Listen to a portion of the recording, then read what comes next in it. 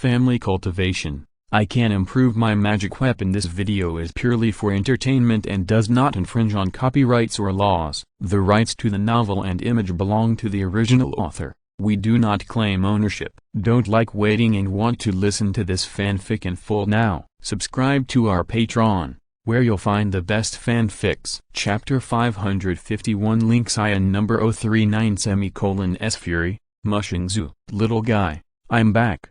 The girl teased the cicada's head, then turned her eyes and cut a piece of flesh from the corpse of a Xingzong monk not far away, and used it to feed the cicada in her hand. While feeding, the girl read the news brought back by this spiritual pet. Her originally relaxed eyebrows quickly raised, and she gnashed her teeth. Oh, Chen Qingyun, why is it you again? You always ruin my good things. Why do you always go against me? The girl looked unhappy and stamped her feet in anger. If I don't teach you a lesson this time, this trip will be in vain. I will definitely teach you a lesson. Link's face was full of displeasure, and her resentment towards Chen Qingyun became stronger. She stopped here and originally wanted to repeat the old trick, using the black-feathered cicada to observe the battle and continue to sit in the back. Once Liu Zilin and Zhang Xinling had fought, one of them fell, and the other had too much mana consumption. It would be a good time to take action. At that time, they could immediately take advantage of the opportunity, kill them all, and loot all the spoils. Unexpectedly, Chen Qingyun showed up halfway, which ruined Ling Zai's plan, and she was naturally unhappy. Seeing that Chen Qingyun was ruining her plan again, she immediately gritted her teeth and sulked. The pet in her hand felt the anger of its master, and its eating movements became faster, making a series of subtle chewing sounds. HMPH! Finally, reunited with Liu Zilin, Chen Qingyun, out of concern, asked about Liu Zilin's experiences during this period of time, and why she had a conflict with Zhang Xinling. Liu Zilin knew everything about Chen Qingyun. She told him everything about her experiences after entering the Immortal Mansion, without hiding anything. Like Chen Qingyun, after entering the Immortal Mansion, Liu Zilin was randomly teleported to a certain area outside, where she stayed for 10 days. During these 10 days, she was attacked by a female cultivator on the first day and won the first battle. On the second day after the victory in the first battle, they encountered the attack of the monster tiger bear again. They killed it with the cold light sword and obtained a third-level low-grade monster pill. The following days were also not peaceful, and they experienced several battles of varying sizes. Most of them were fighting with monsters, and a small part was fighting between cultivators. Along the way, they killed 2 cultivators, 5 monsters, and picked 6 kinds of spiritual medicines.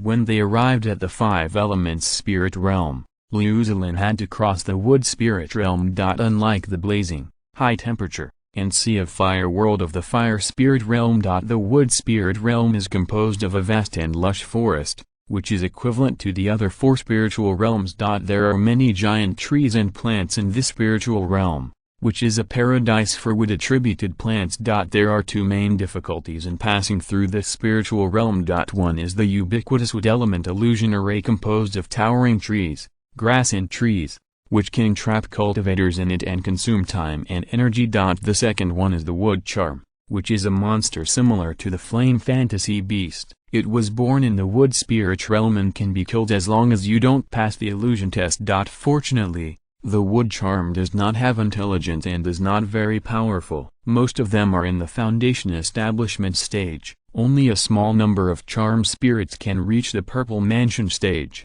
and the highest is the purple mansion middle stage. Although the wood charm is not as powerful as the flame fantasy beast in terms of threat, it is probably in the foundation establishment stage. In front of the purple mansion cultivators, it is a typical chicken, and one can be killed. But once trapped in the illusion array, it will be attacked and surrounded by the wood charm continuously. Even a giant and cultivator can't bear it and can be exhausted to death. And there is also a reward for killing the wood charm, and it will not be in vain. This reward is called the wood charm true spirit, which has a similar effect to the fantasy beast True Spirit and can participate in the refining of the wood attribute life magical treasure. Liu Zilin stepped into the wood element illusion array and, relying on her own advantages, restrain the wood attribute opponent with multiple gold magic weapons. Then, with the second and third level talismans that can clear the mind and eyes and break the illusion, the wood-type illusion array was successfully resolved. As a third-level weapon refiner and talisman maker, Liu Zilin herself has a wood-type spiritual root. Compared with other cultivators in the wood-type spiritual realm, she has a great advantage. She traveled alone all the way, made dozens of moves, and obtained more than 300 strands of wood-type true spirits, enough to participate in the refining of 2 life-saving magic weapons. Those earth-type cultivators who were restrained by the wood-type spiritual realm chose to take a detour. They spent more than 10 days and changed their route to the water-type spiritual realm for crossing. Chen Qingyun had never set foot in the wood-type spiritual realm, so he didn't know if it was easy to cross there. It sounded simple and not difficult from Liu Zilin's mouth, but in fact, it would take some effort to really set foot in it. After all, each of the 5 spiritual realms has its own characteristics and the difficulty is equal. There will not be any one that is easy to cross, allowing participants to take shortcuts. As for why Zhang Xinling targeted her, Liu Zilin explained the reason. When she was about to leave the wood spirit realm, she encountered a wood-attributed spiritual object called the wood-growing pearl, which was obtained from a 1,000-year-old tree. The origin of the ancient tree was unknown, and it was green all over. The branches and leaves of the tree covered the sky and blocked the sun. It could only be seen that it was very old. If Liu Zilin had not had the advantage of a natural spiritual root and had an extraordinary perception of wood-attributed spiritual plants, she would have really overlooked this opportunity. Wood-growing pearl. Hearing this word, Chen Qingyun exclaimed in surprise, and the information of this treasure emerged in his mind. The so-called wood-born pearl is the essence of the origin condensed by a special wood-attributed spiritual object after absorbing the essence of heaven and earth, nutrients from other wood plants, and spiritual energy for a long time, similar to the golden elixir of a cultivator. However, this wood-born pearl only has the purest wood power, and cannot be mixed with any other attribute power, and it takes a long time to condense, and it takes 1,000 years to form. Wherever the wood-born pearl can be born, it must be a place where grass and trees are lush and spiritual plants are flourishing, and there will be no lack of a large amount of wood spiritual energy. Obviously, the wood-born pearl obtained by Liu Zilin has a history of at least 1,000 years. It can also be seen from this that this secluded fairy house has existed for a long time. With such a time span, it is conceivable what kind of spiritual essence of heaven and earth can be bred. Back to the point, the most attractive thing about this wood-born pearl is that it can be used as a second golden elixir to add a second source of mana to the cultivator and obtain double mana. In simple terms, it is a golden elixir cultivator who uses the wood-born pearl to create a second danshan. If it is stored in the body, the mana storage capacity can be doubled. This effect is actually similar to the spiritual storage effect of the Qinglian Yangshan platform, which can expand the mana storage capacity of the cultivator. In this way, you can have an advantage in the duration of the battle and the duration of the big move, which is equivalent to 1 against 2. At the same time, because of the special nature of the wood shengzu, it can be 100% compatible with wood attribute cultivators. In terms of its magical effect, it has far exceeded the spiritual storage magic weapon, and it can continue to absorb the essence of the wood element and continuously expand the storage capacity. Such a good spiritual object, which wood attribute cultivator would not be tempted? Chapter 552, Experience in Controlling Insects. Someone sends you a pillow when you feel sleepy. It was after seeing Liu Zilin obtain the Mu Shengzu that Zhang Xinling, who has the dual spiritual roots of wood and water, became greedy at that moment and had the idea of snatching it, which triggered the previous war. Mu Shengzu is of great use to me. Naturally, I won't let Zhang Xinling succeed. We killed her just now, so we should have kept this secret. Liu Zilin said. The fact that she can confess Mu Shengzu to Chen Qingyun is enough to show her trust in Chen Qingyun that she is the most trusted person. Fights like this caused by jealousy and greed over treasures abound in the outside world. In this escaped immortal mansion, It was magnified several times. It is not strange at all for monks to fight for a spiritual grass or a spiritual fruit. This was originally a battlefield where grudges were settled and competition was the main focus. The so-called experience is to rise to the peak in blood and fire. It is a condensed version of the cruel world of immortal cultivation. Intrigues, betrayal by fellow sects, and plundering by force are all common occurrences. After learning the reason for the incident, Chen Qingyun nodded slowly. In fact, this time, even if Chen Qingyun didn't take action, Liu Zilin's strength would not be any problem in dealing with Zhang Xinling. Just be careful that there may be monks lurking around, and just stay behind. Realizing that the importance of Mu Shengzu must not be leaked to the outside world, Chen Qingyun asked. Besides, Zhang Xinling, did you notice that anyone else discovered Mushing Pearl? No. Liu Zilin shook her head, knowing Chen Qingyun's worries, and said with certainty. It was a coincidence that she was the only one who happened to witness it.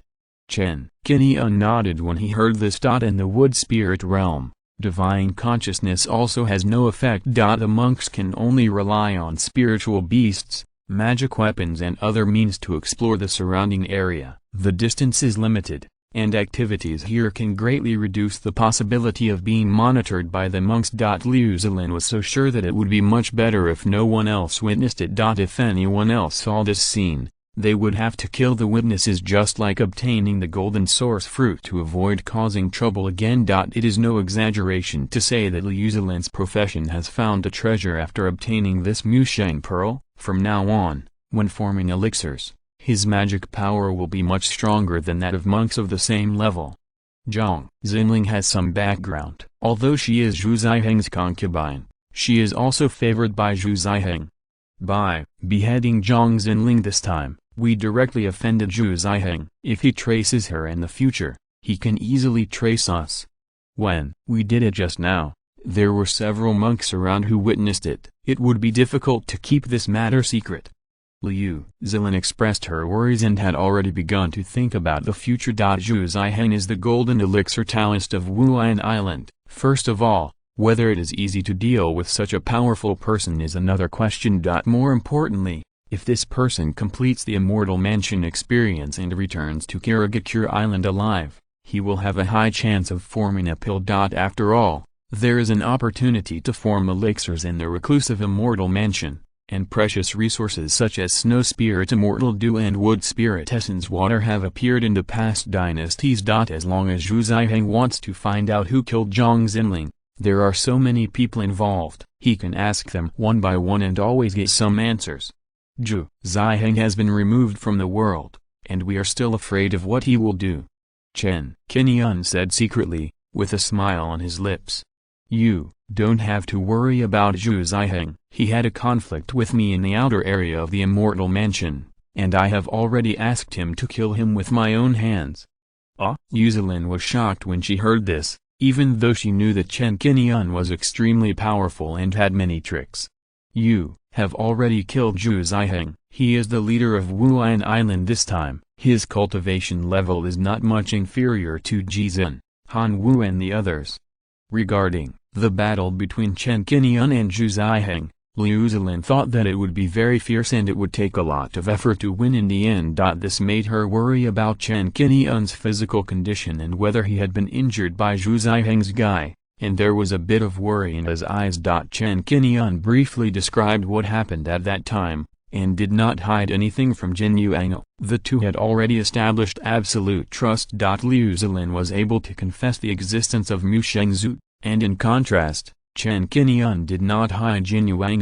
Liu Zilin was happy for Chen Qingyun after learning that the battle started because of Shui Ningzu and finally won the victory and obtained the golden source fruit. Chen Qingyun was able to tell him about Jin Yuang's existence without concealing it, which made Liu Zilin even more happy.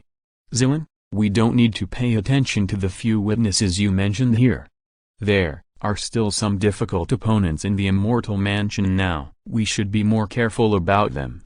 After a period of time, when the window of fog arrives, it will also be the time for us to cross. Then it may be difficult and we will need to go all out. Yeah, okay. Liu Zilin nodded lightly and followed Chen Qingyun's arrangement. The two had a lot to talk about. During this period, Liu Zilin also asked Chen Qingyun if he had met Chen Xianming. She hasn't seen it yet. A few years ago, the three of them decided to form a team and head to the core area of the Immortal Mansion together. Along the way, Chen Qingyun did not see Chen Xianming. With the strength of the old patriarch and his common sophisticated character, he might not die prematurely. Maybe the old patriarch is already outside this foggy area, waiting for the window period to arrive. The battlefield was cleaned up on the spot. The two of them counted the spoils without distinguishing between new and me, and found a large number of spirit insect corpses in the spirit beast bags. Because of the special nature of insect cultivation, Zhang Xinling used many manipulation methods before cultivating spirit insects to control the life and death of spirit insects in her own hands. With the constraints of this master-servant relationship, on the basis of being controlled by the deity and being 100% obedient. Once the main body dies, the spiritual insects that serve as servants will be counterattacked and die one after another. There are more than 10 kinds of spiritual insects, large and small, ranging from flies to palm-sized, and most of them are flying spiritual insects. Spirit insects that are larger than the size of an egg are restricted by the forbidden air formation and cannot fly into the air to exert their full strength. Zhang Xinling's strength was also affected by this, and she could only rely on smaller yin rot moths, bloodline locusts, and fake seeing nether beetles to fight.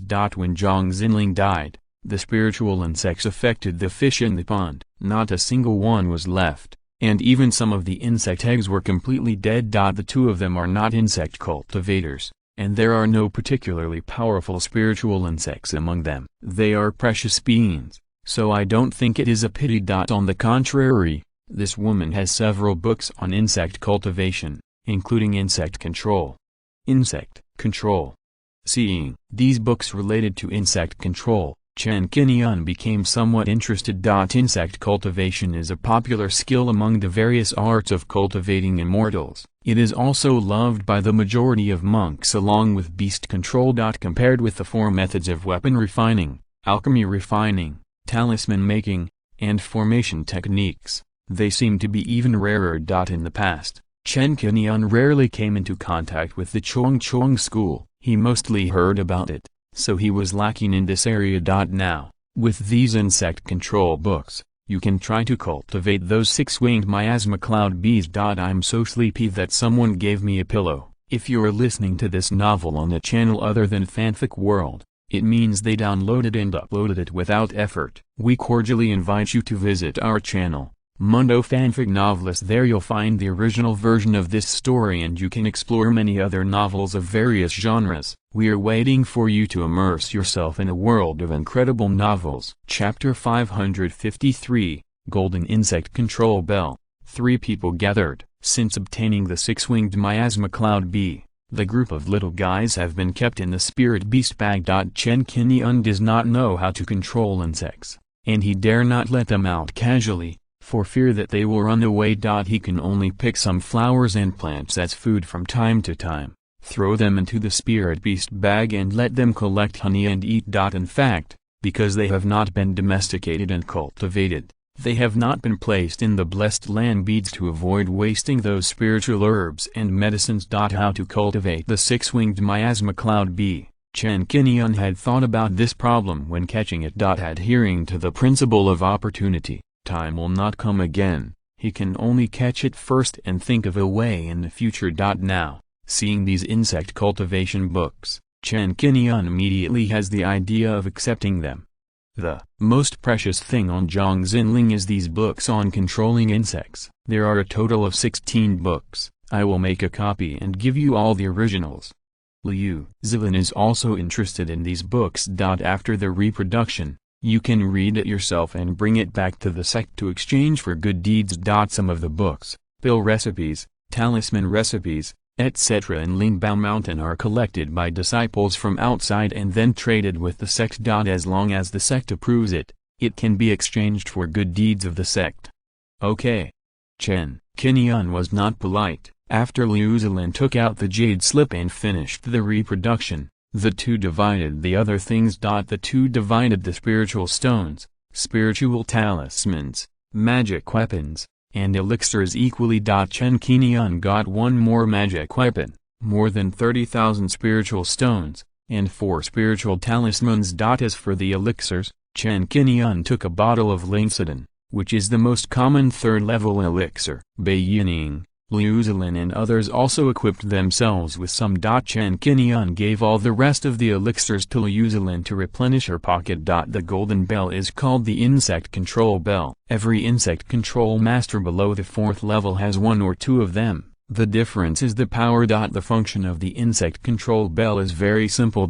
As a weapon refiner, Chen Qingyun only took a simple look and understood why this thing became a must-have magic weapon for insect control masters. The insect control bell is made of more than a dozen special materials, among which the control god wood is added. It can control the actions of spirit insects and issue action instructions with rhythm and music. This thing is convenient to operate and can save mana consumption. It can be said to be very practical. According to the records in insect control experience, this golden bell can control spirit insects between the 1st and 3rd levels, provided that they can be domesticated and cultivated. Chen Qingyun has only taken a rough look at the specific steps. When he has time, he will study more and put them into the storage bag. In addition, a large number of women's clothes, rouge and powder can be said to be a lot. If you really don't know, you would think the Zhang Xinlin is here for a vacation, not for training. After counting the spoils,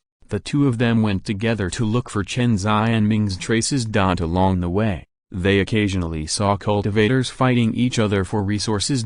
Finally, 10 days later, near the Jinxing spiritual realm, the two found Chen Xianming. At this time, Chen Xianming was also wandering around, trying to reunite with Chen Qingyun and Liu Zilin. After seeing the two, Chen Xianming breathed a sigh of relief and took the initiative to tell them about his experiences during this period in detail, sharing his experience and letting them understand some of the situations in the Immortal Mansion. In the outer area of the Immortal Mansion, because they were born in a family cultivator, they were more likely to be regarded as popular than the sect cultivators. In total, Chen Xianming went through 3 battles, killed 2 casual cultivators, and 1 escaped. The escaped man was named Du Xinyuan, a Purple Mansion Peak cultivator of Chenglu. In terms of relationship, he was Shui Ningzu's fellow senior brother. This person has a good background and possesses many escape talismans. If he can't win, he will just run away. In addition,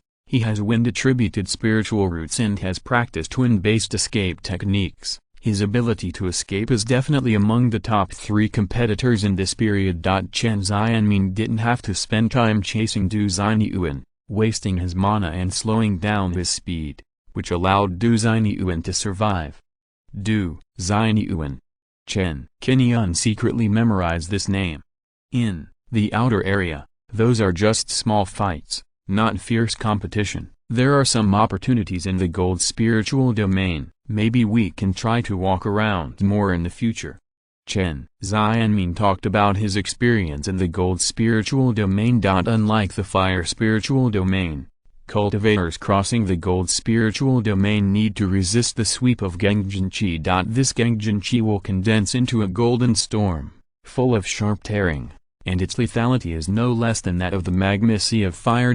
Even the second half of the gold spiritual realm is shrouded in a large circle of Gengjin wind, which requires cultivators to cross by brute force. Chen Xianming relied on the wind-fixing beads and defensive magic weapons to protect him all the way. It took a lot of energy to successfully cross.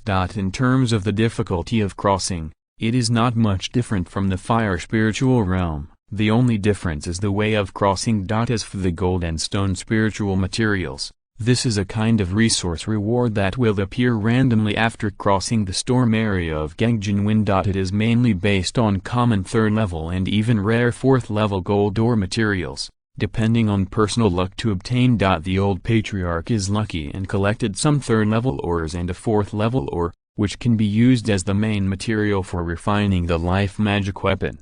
Fire spiritual realm. Ride the lava floating island to cross the magma sea of fire, destroy the flame phantom beast, and obtain the phantom beast true spirit.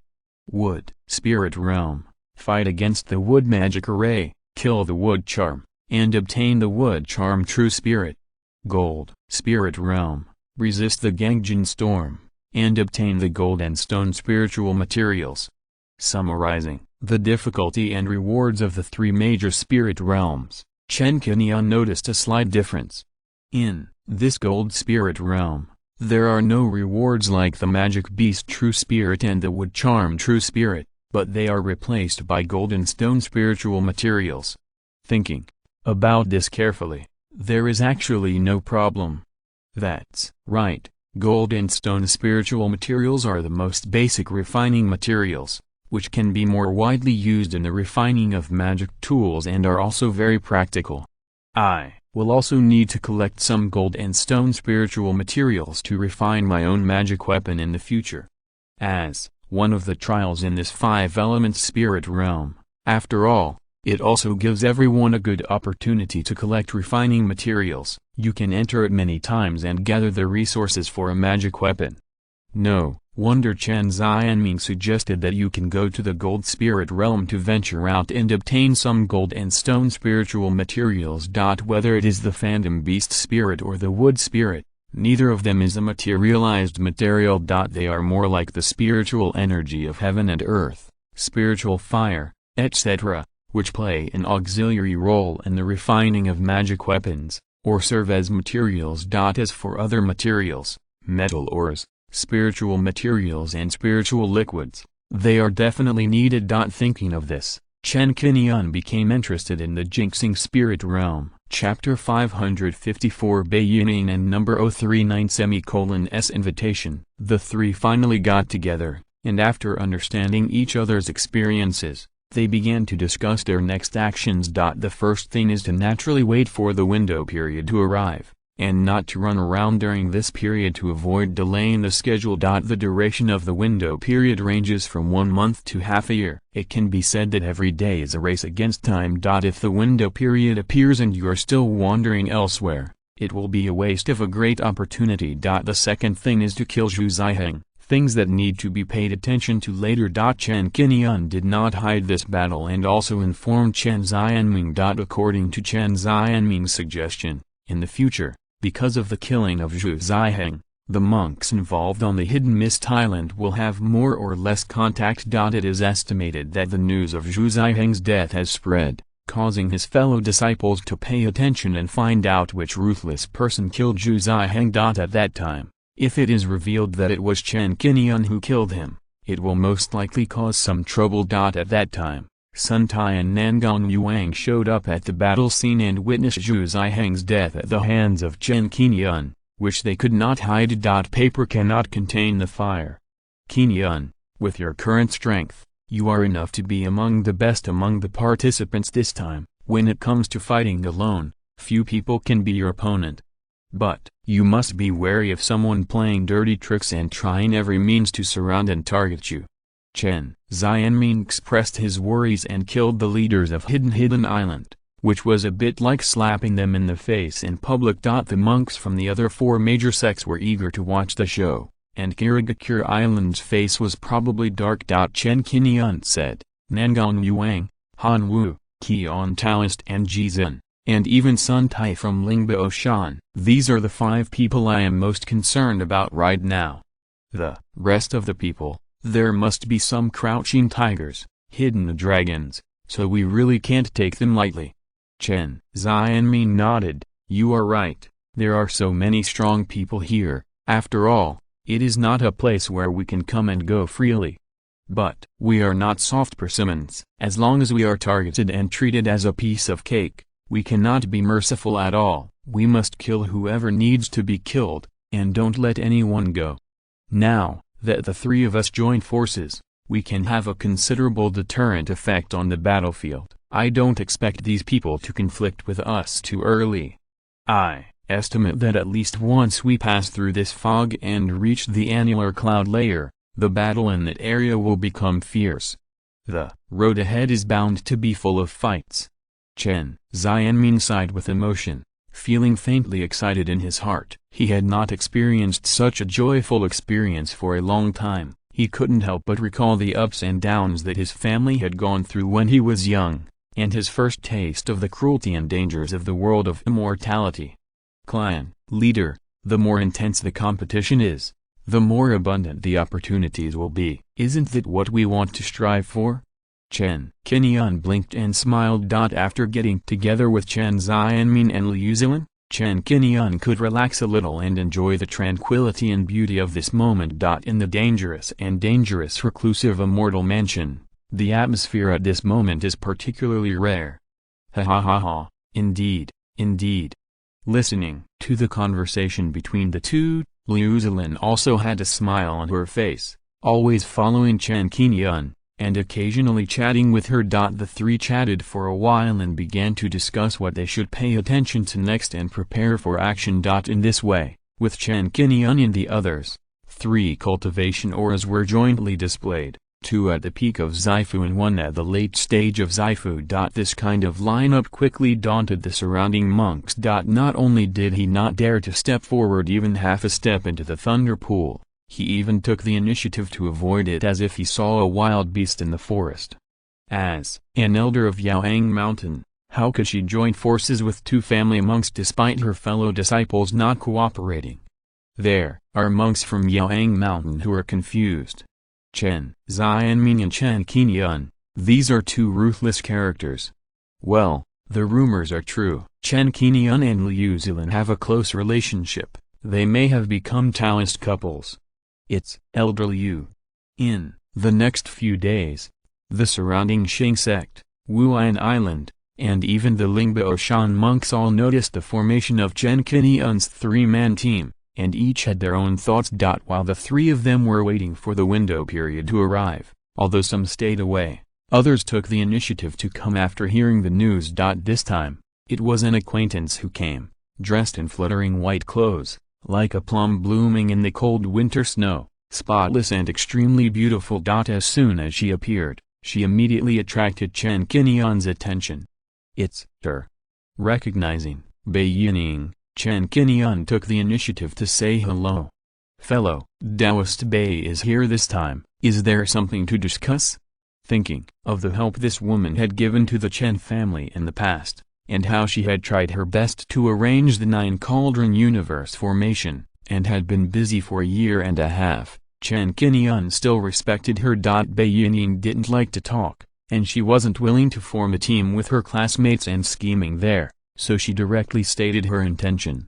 I want to go through the foggy area with you this time. I wonder if you are willing? After saying that, Bei Yining said no more and stood there quietly, waiting for the response. Chen Xianming and Chen Qingyun looked at each other and saw the solemnity in each other's eyes. Out of trust considerations, the 3 of them naturally did not want to let anyone else join in, which would increase mutual suspicion. However, if you think about it carefully, Bei Yining is someone you can trust. Unlike others, there is nothing to worry about depending on the strength of the opponent and whether it will hold him back. The title of the youngest 4th level array master in Xingzong is enough to prove her strength. At the same time, she is also a disciple of the Red Spirit Patriarch, so the treasures in her hand are not necessarily inferior. Her joining may be a good thing. As long as we can reach a cooperation, I am willing to assist everyone with the array. If there is any danger, I will also help. If you have any requests, you can raise them. You can discuss it and give me an answer in an hour. Bei Yining didn't want to stay here any longer, so she left a word and slowly walked away, stopping temporarily in the distance. She came quickly and left quickly. She actually took the initiative to seek cooperation with us, which is a rare thing. Chen Xianming was amazed, knowing that Bei Yining's temperament was the kind that liked to be alone and rarely communicated with others. This temperament can be seen from the fact that the other party built the array on Linjian Island. At that time, not only he, but also Chen Dalin, Chen Qingyun, Chen Qingling and others took the initiative to talk to Bei Yining, trying to win her over. But she had no intention of chatting, and only answered one question at a time. Sometimes, she would just nod or shake her head, and would not say a word, just like a stranger.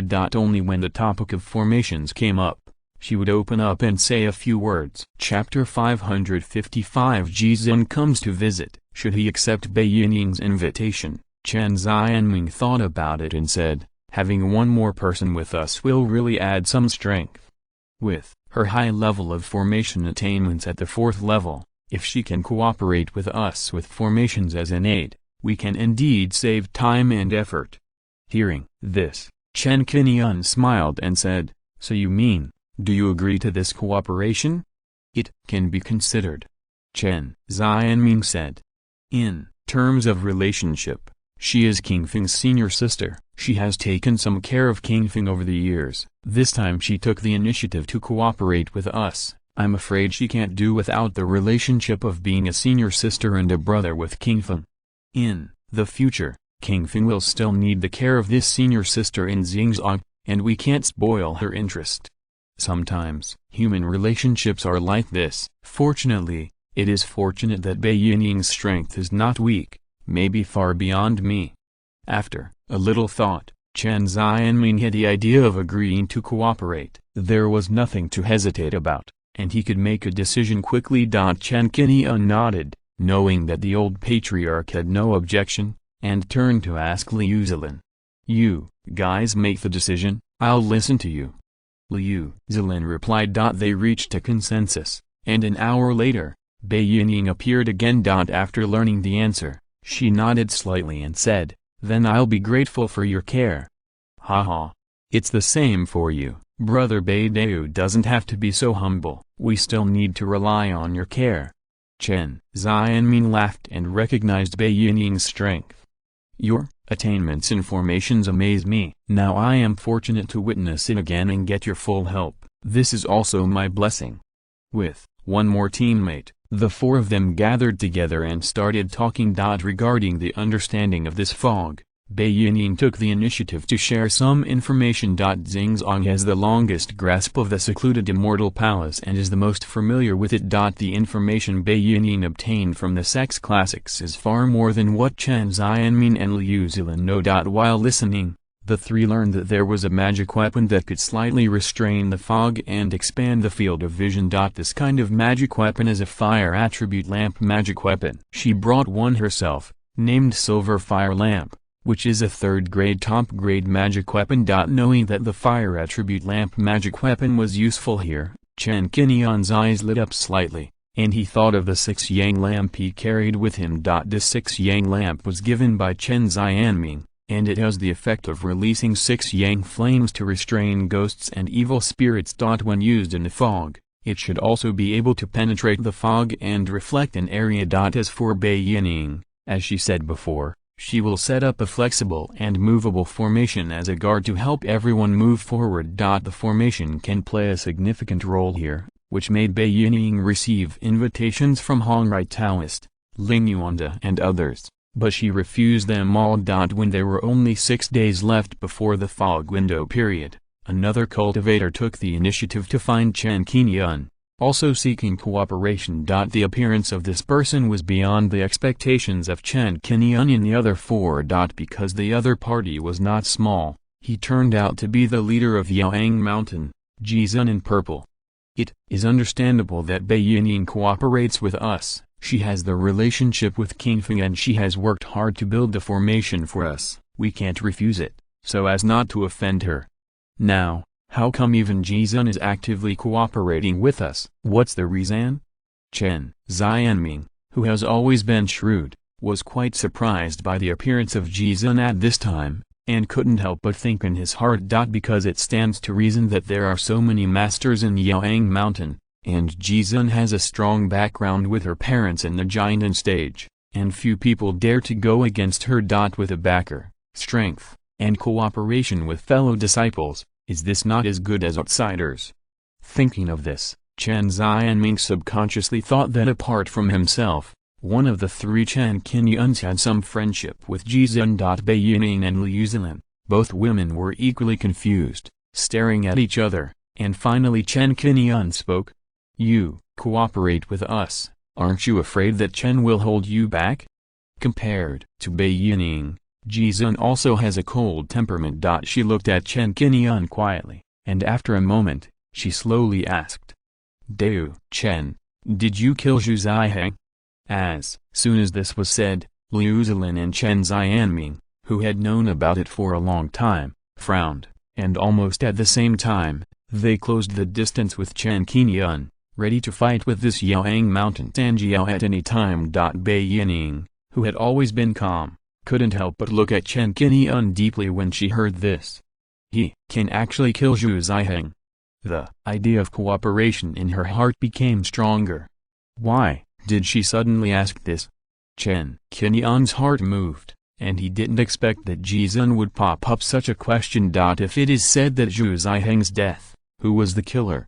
About this point, Sun Tai and Nangong Yuang are the most clear. In addition, the three people who were the owners of the three ores in the surrounding area at that time must have guessed something, and it is not difficult to know the result. But Chen Qingyun was very sure that he did not sense any aura related to Jizun in the surrounding area at that time. The other party did not seem to be there. But since the other party asked, still with an uncertain tone, it means that he did not witness it with his own eyes. Now, I just want to confirm this answer. But knowing this, what will the other party do next? Chen Qingyun didn't answer for the time being because he didn't know much about Jizun. Instead, he asked, do you have any intersection with Zhu Ziheng? Jizun shook her head gently, no. Chen Qingyun asked again, why do you say that? I just want to prove whether my guess is right. Jizun said, among this group of people, there are only a handful who can kill Zhu Ziheng. Nangong, Yuang, Han Wu, Qian Daoran, including me, will not fight too early.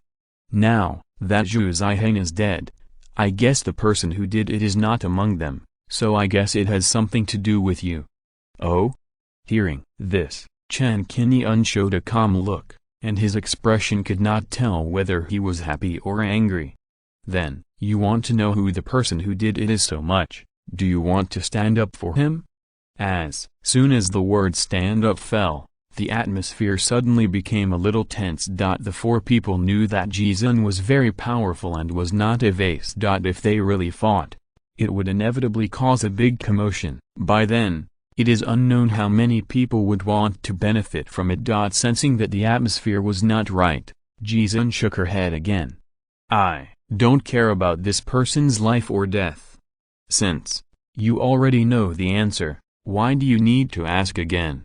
Chen Qingyun asked back with a smile. Jizun was smart and nodded slowly after hearing this. After a few words, she could tell what Chen Qingyun meant. Since he didn't deny it, he agreed. Chapter 556 Jade Spider. As the leaders of each sect, Zhu Ziheng, Jizun, Han Wu, Taoist Qian, and even Nangong Yuang. These five people have their own characteristics, and they often pay attention to each other's dynamics to avoid fighting too early, wasting their strength, and benefiting outsiders. Therefore, when Nangong Yuang sensed that Zhu Ziheng's breath was abnormal, he went to check it out as soon as possible. The reason for doing so was to explore the truth and see what was going on. Another point was to see who was capable of killing Zhu Ziheng. At the beginning, Chen Qingyun's existence did not actually enter Nangong Yuang's eyes. Until that time, Nangong Yuang confronted Chen Qingyun's cultivation breath and realized that Chen Qingyun was strong and had great courage without fear. In this way, he secretly remembered Chen Qingyun and barely regarded him as a competitor.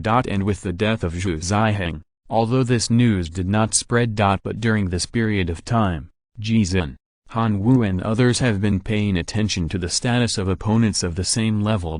People like Zhu Ziheng have received much attention. As long as they have not appeared for a few days, any news will be taken seriously. To this day, Zhu Ziheng has not appeared, and there is no news at all. Who can guess the result if they are a little smart?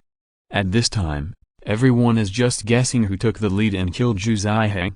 This strength is awesome. If the cultivators join forces to encircle and suppress, the momentum will be very large, and the movement will not be small, so it is easy for people to notice this battle.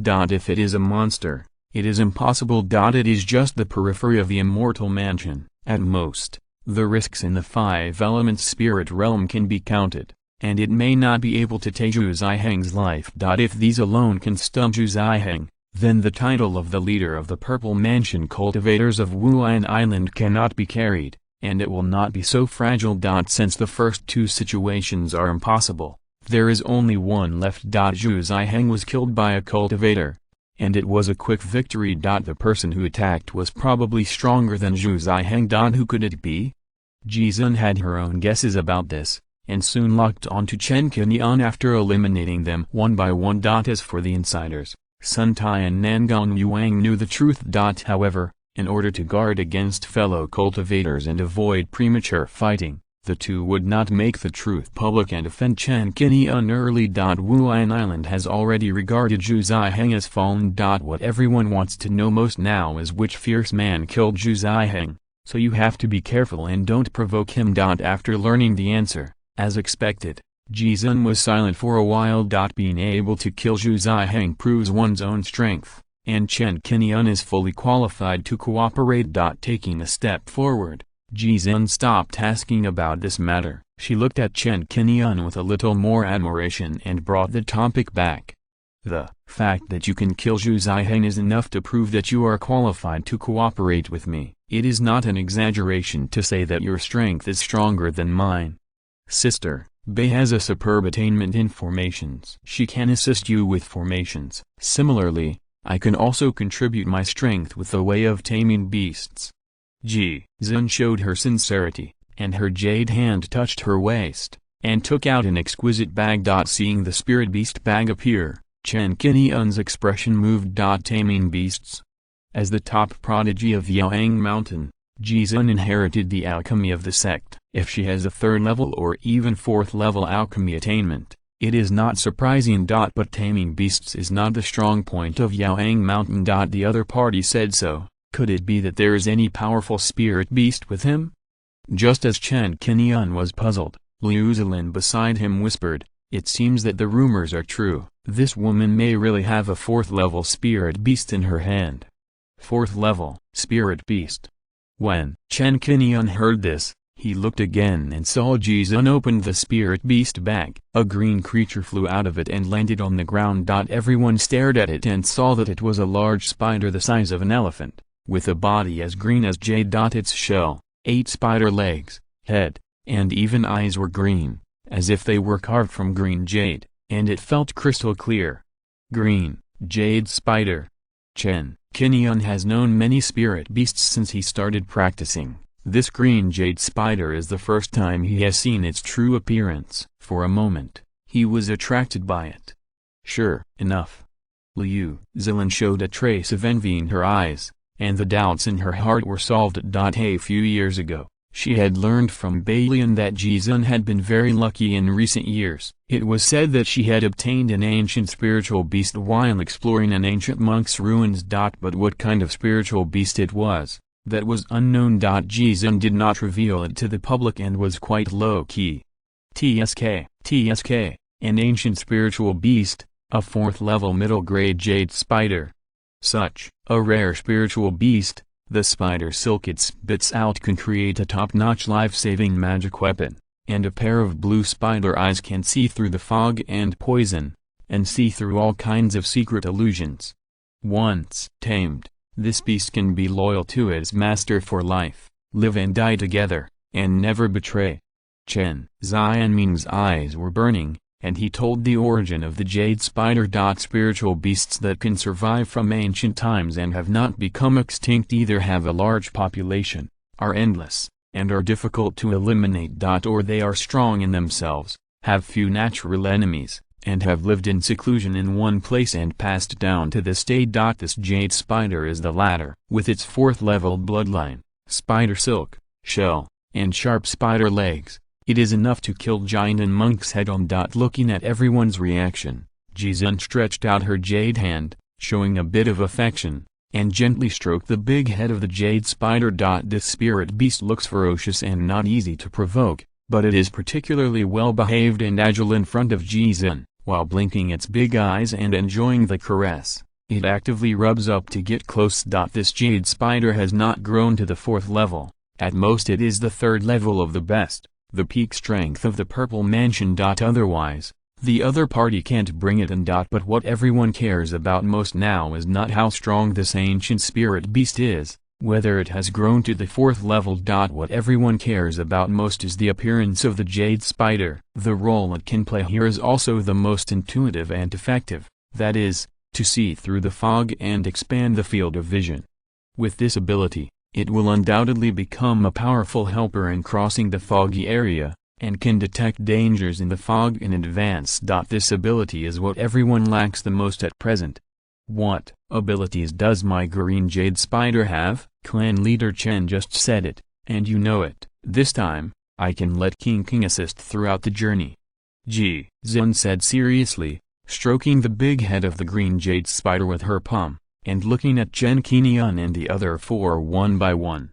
So, what do you think? Chapter 557 Signing of the Covenant. With Zun, the team's lineup has grown a bit. Looking at the immortal palaces, as long as their team dares to say that they are ranked second, no one will say that they are the first. Ningong Yuang, Han Wu, Qian Dao Ren, Sun Zongxian, and even Hongrai Dao Ren, these top purple palaces, will not easily cooperate due to their different backgrounds. There are enough teammates, and Chen Qingyun does not want to add other cultivators to travel together to break the balance between each other.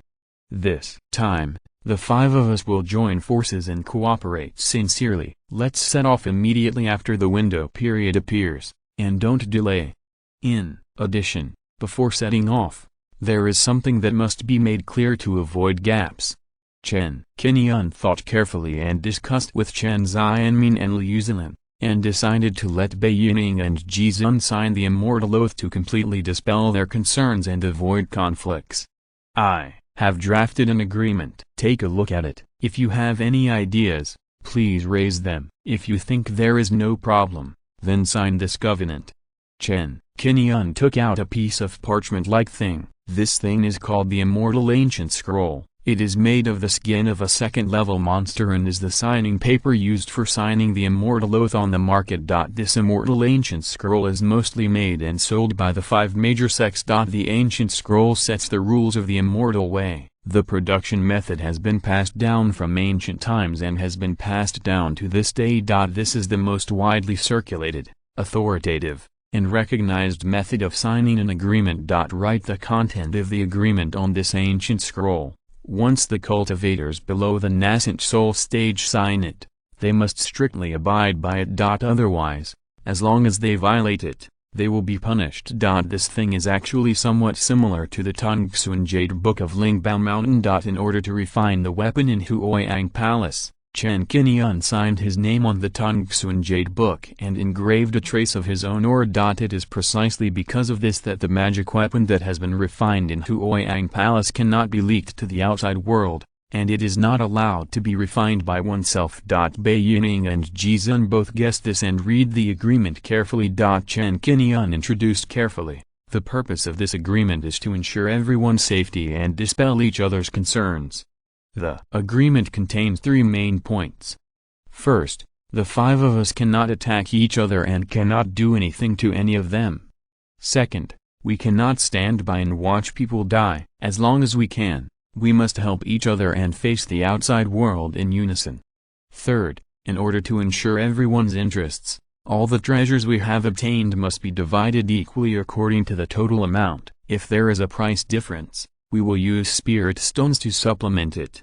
Regarding this third point, Chen Qingyun explained it in detail. For example, if 4 void monsters are killed and 4 demon pills are obtained, then when dividing them, there must be 1 person who will not get a demon pill. In this case, the 4 people who get the demon pill will each share a spirit stone of a 3rd level demon pill and give it to the person who did not get the demon pill. Using spirit stones to fill the gaps in the distribution of demon pills will ensure everyone's fair interests to the greatest extent. It is impossible to split a demon pill into 2. After all, the resources and treasures that are distributed will be exchanged for spirit stones to enrich the pockets if they are not used later. The 3 requirements in the agreement are reasonable. After reading it, Bai Yining has no objection. If there is an internal conflict in the fog, it is like walking on a tightrope at a height of thousands of feet. putting oneself in an unfavorable situation. No one wants to see this scene. Ji Zun pondered for a while and saw the shortcomings at a glance.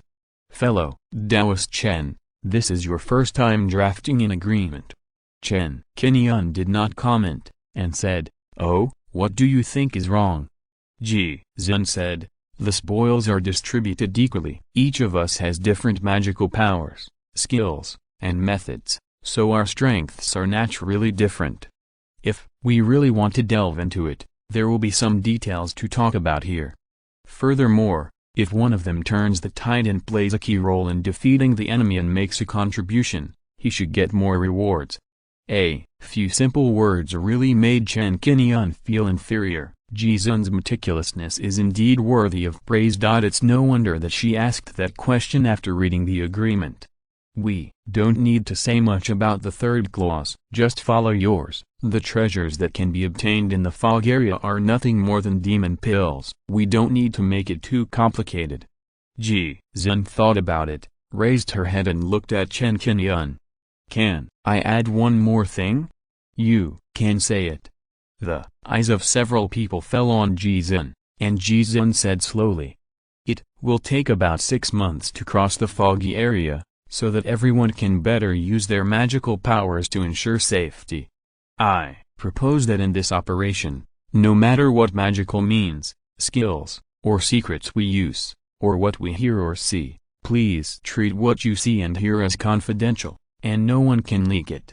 After this, not only Chen Qingyun, but even Bai Yining couldn't help but look at Ji Zun more, as if she wanted to see through this woman. She proposed this at this time, seemingly for the purpose of making everyone more loyal to each other, and not having to be afraid of being afraid to reveal their cards when facing the enemy. In fact, in the final analysis, there is also a component of putting herself in her shoes. Being able to take the initiative to make this request, it seems that Ji Zun has some incredible cards in her hand. To be called the leader of Yaoang Mountain, it is indeed not to be underestimated, and it is definitely not as simple as it seems. Chen Qingyun thought to himself, and a doubt emerged. What does she want to hide? The closer to the core area of the Immortal Palace, the less powerful cultivators were eliminated and killed, and it was difficult to reach the fog area. Those who survived began to show extraordinary means, even secrets, which made Chen Qingyun look forward to the next trip. After listening to Ji Zun's idea, Bai Yining still had no objection and nodded in agreement immediately. Then, Chen Xianmin and Liu Zilin also agreed to this new item. What does fellow Taoist Chen mean?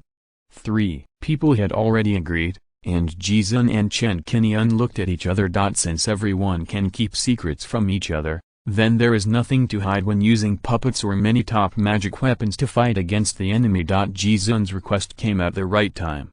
Okay, you should think it through.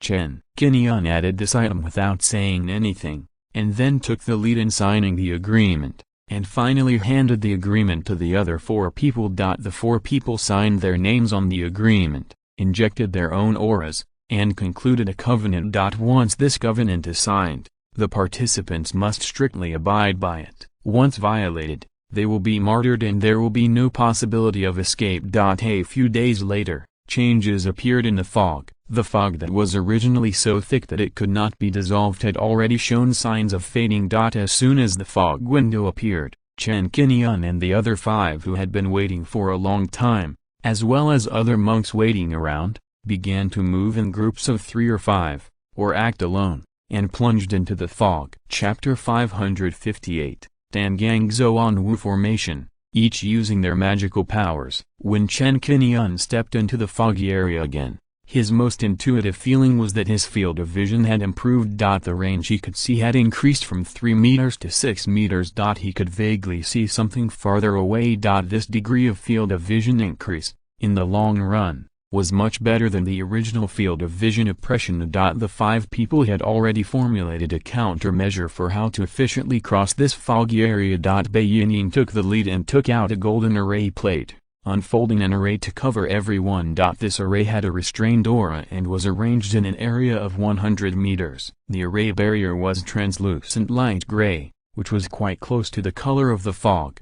This formation is called Dangang Zhuanwu formation. It is a third-level top-grade formation. It can move with me and can withstand attacks from the peak level of the Purple Mansion.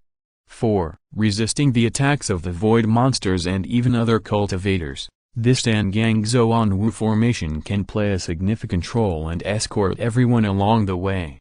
However, this formation consumes a lot of mana. I need to replenish my mana every 3 days. When the time comes, I will need your care. Bai Yining talked a lot when talking about the formation. Because she signed the Immortal Oath, she can boldly use the formation without holding back. The first formation she took out is already a housekeeping skill. In addition, there are some other formations that she will not hesitate to use when needed. Dangang Zhuanwu formation, worthy of being a formation master. This formation method is really wonderful. Fellow Taoist Bai, don't worry, I will definitely protect you. Chen Qingyun couldn't help but praise. It was the first time he saw that the formation could move with the cultivator and maintain the power of the formation. Jizun also secretly admired Bai Yining's formation method. Chen Qingyun took a few glances and had no doubt about Bai Yining's formation attainments. This woman's methods must be more than that. Compared with the Gangjin sword formation, this Dangang Zhuanwu formation is not a formation weapon, but a real formation, which can be arranged in the sect and family as a permanent formation. Bai Yining's formation attainments are very advanced. After the transformation, she can use a top-grade spirit stone as energy alone, and then use the matching magic weapon Hunyuan Plate to control the formation with mana to follow the movement. To put it bluntly, wherever Bai Yining goes, this formation can follow. They can control the spirit talismans, magic weapons, etc. from the formation and are not blocked by the formation barrier. On the contrary, it is not possible from the outside. At the same time, not only her, but also Liu Zilin, Jizun, and Chen Qingyun all used their own methods. Liu Zilin took out 3 talismans and introduced them. This talisman is called the Mirage Talisman, a second-level middle-grade spiritual talisman, which can cover the area where the Dangang Zhuanwu formation is located and imitate the surrounding scenery to achieve a camouflage effect. Doing so can prevent the void monsters and the surrounding cultivators from perceiving their activity tracks with the naked eye, as if they were hidden. In addition, Liu Zilin carried a variety of spiritual talismans on her body, and could act according to circumstances and use different spiritual talismans to deal with the battle. Okay. With the assistance of the formation and the spiritual talismans, our trip will be much easier. Chen Qingyun's smile became even stronger. The more he looked at Liu Zilin, the more he felt that this woman was a good match for Chen Qingyun. As Liu Zilin waved her jade hand, 3 mirage talismans flew out, forming a triangular formation, suspended around. The effects of the 3 talismans unfolded, rippling a wave of spiritual power like water waves, rippling in circles, and soon spread to the formation. Visible to the naked eye, the entire Dangang Zhuanwu formation changed and gradually merged into the mist, making it difficult to see that there was a formation here. Even Chen Qingyun and the other 5 people in the formation were hidden together with the formation. If you don't look closely from the outside, it is difficult to detect. Bai Yining nodded in response to Liu Zilin's assistance and expressed her gratitude. The 2 women showed their advantages after their initial cooperation. Qingguang, go. Jizun took the lead. Her method was very simple, which was to summon the green jade spider. The spirit beast fell to the ground, and after Jizun fed it 2 animal pills, it cried a few times and ran happily to the edge of the formation barrier to do the reconnaissance mission. The green jade spider can rely on its innate magical spider eyes to see through the vision cover of the fog. This kind of pupil technique is more intuitive than the spiritual light technique performed by the cultivator here, and can see the surrounding area of about 300 meters clearly. This allowed their team to see as far as 300 meters. At the same time, the sharp perception of the jade spider itself could also sense the approach of danger 1 step ahead. On Chen Qingyun's side, in order to reduce the consumption of mana as much as possible, he has not yet used the 6 sun lantern. He spread his palm, and a miniature man holding a fairy sword appeared, attracting the attention of Bai Yining and Jizun. The two women were very curious about Chen Qingyun's background. They had long inquired about Chen Qingyun's various battle records and knew some news. Puppet? It turns out that he has practiced the way of puppets. Seeing the sword immortal puppet jump down, unfold the earth escape technique, and disappear into the earth without a trace, Bai Yining thought in her heart. Jizun's beautiful eyes flashed with light, and she was quite surprised in her heart, a puppet that can cast magic. As for the puppet, Chen Qingyun only sacrificed the sword immortal puppet, and followed it as a protector. The puppet explored the way, took a step ahead, and further consolidated the ability to explore and move forward. In the end, Chen Xianming's job is to conserve his magic power and use it in battle. 5 people joined forces to form a powerful alliance in the 4 fields of formation, talisman, beast control, and magic weapon. Such a lineup, not to say the strongest, at least against the attacking void monsters, as long as the number is not too exaggerated, there is still the ability to resist and kill. The crowd traveled like this for half a month, occasionally hearing the roar of battle coming from the fog on the way, accompanied by the screams of monks and the roars of void monsters, making this area seem more dangerous and unpredictable. On one occasion, according to the information given by the green jade spider, they were less than 100 meters away from a void monster. In order not to alert the enemy,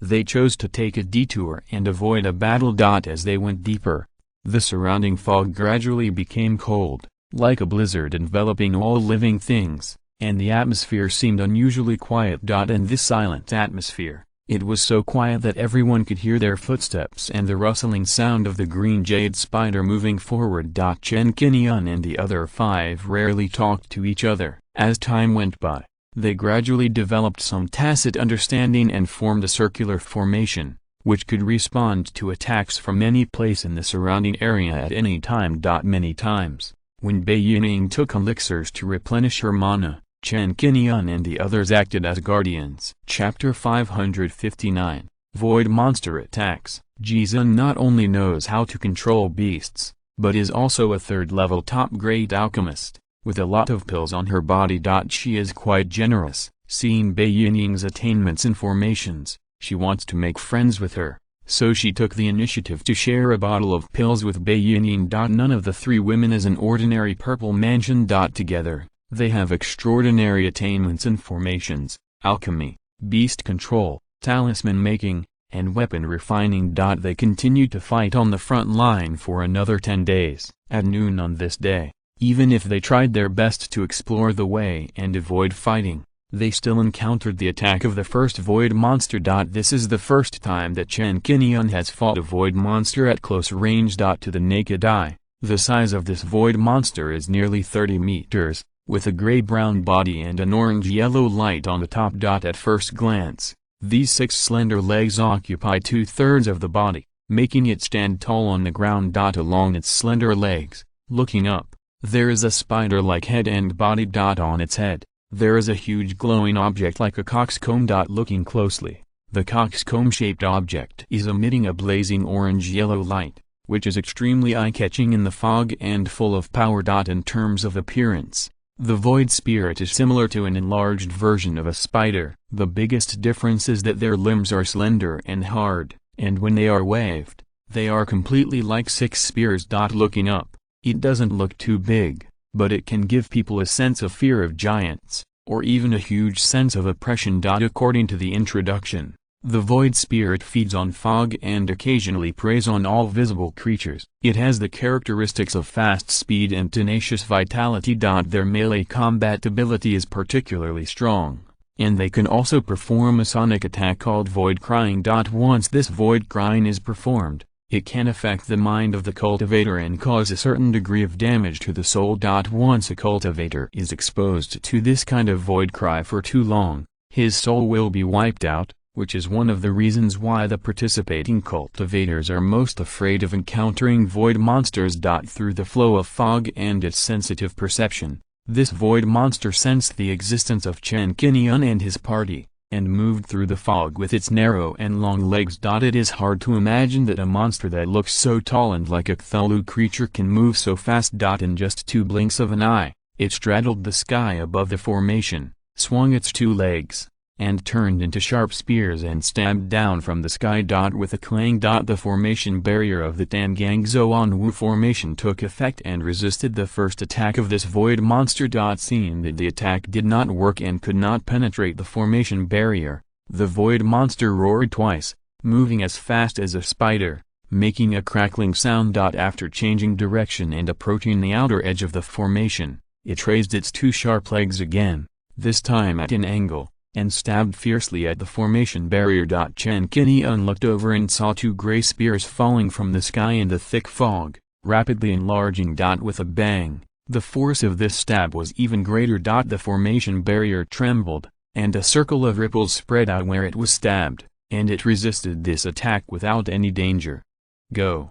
At this time, Liu Zilin waved her jade hand, and a magic charm in her hand was thrown out, breaking through the formation barrier directly. This magic charm is a 2nd-level high-quality magic charm. After unfolding, it can release a mist that fascinates living beings, causing them to fall into a state of temporary mental confusion and a brief blank in their thoughts. The magic mist surged out, and the release range reached more than 30 meters, covering this void monster from above. These bewitching mists were immediately sucked into the opponent's mouth and nose along with the mist. This huge void monster was immediately bewitched and turned around in a daze. Liu Zilin took advantage of the victory and attacked. With a wave of her jade hand, an ice seal flew out. The moment the talisman passed through the formation, it released a cold and icy force, which swept out like a storm. The sharp icy spiritual power froze along the limbs of the void monster and covered the entire body. The originally aggressive monster was quickly frozen into an ice sculpture and was firmly frozen. The head emitting orange-yellow light was still beating like a heart at this moment,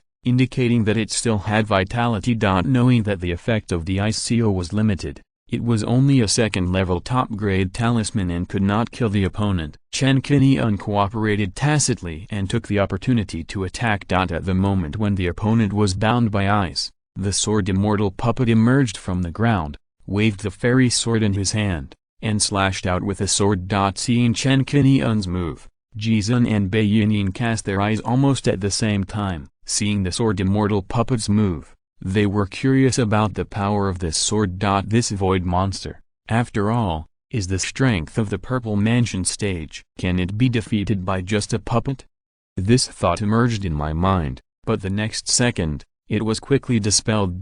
Because they saw that a huge sword light suddenly appeared, illuminating a piece of heaven and earth in the mist. A sword energy that was more than 10 meters long slashed across the sky, and it split the void monster in half with a bang, and a large piece of blood rain fell. This void monster was self-confident and powerful. Before it could perform the void cry, it was resisted by the formation. Then it was psychedelicized by the talisman, bound, and turned into an ice sculpture and sealed in place. Finally, it was killed by the sword Immortal Puppet with a sword, and the orange-yellow light on its body went out. The whole process only required Liu Zilin and Chen Qingyun to take action and quickly complete the kill. The corpse of the void monster fell to the ground with a bang, and the dust flew.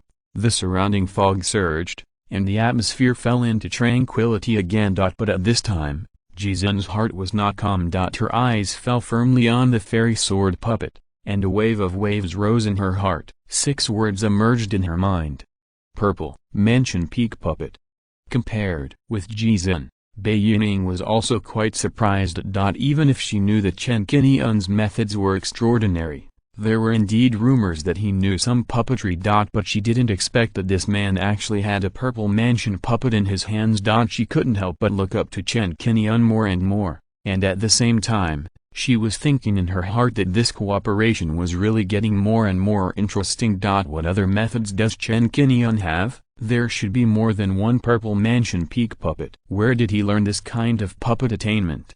In Xingzong, she only heard that the 2 ancestors Zhu and Liang knew the way of puppets, and these 2 ancestors also had puppets with Purple Mansion combat power in their hands. Apart from this, No one else has such a background. Is this Chen Qingyun related to the two ancestors Zhu and Liang?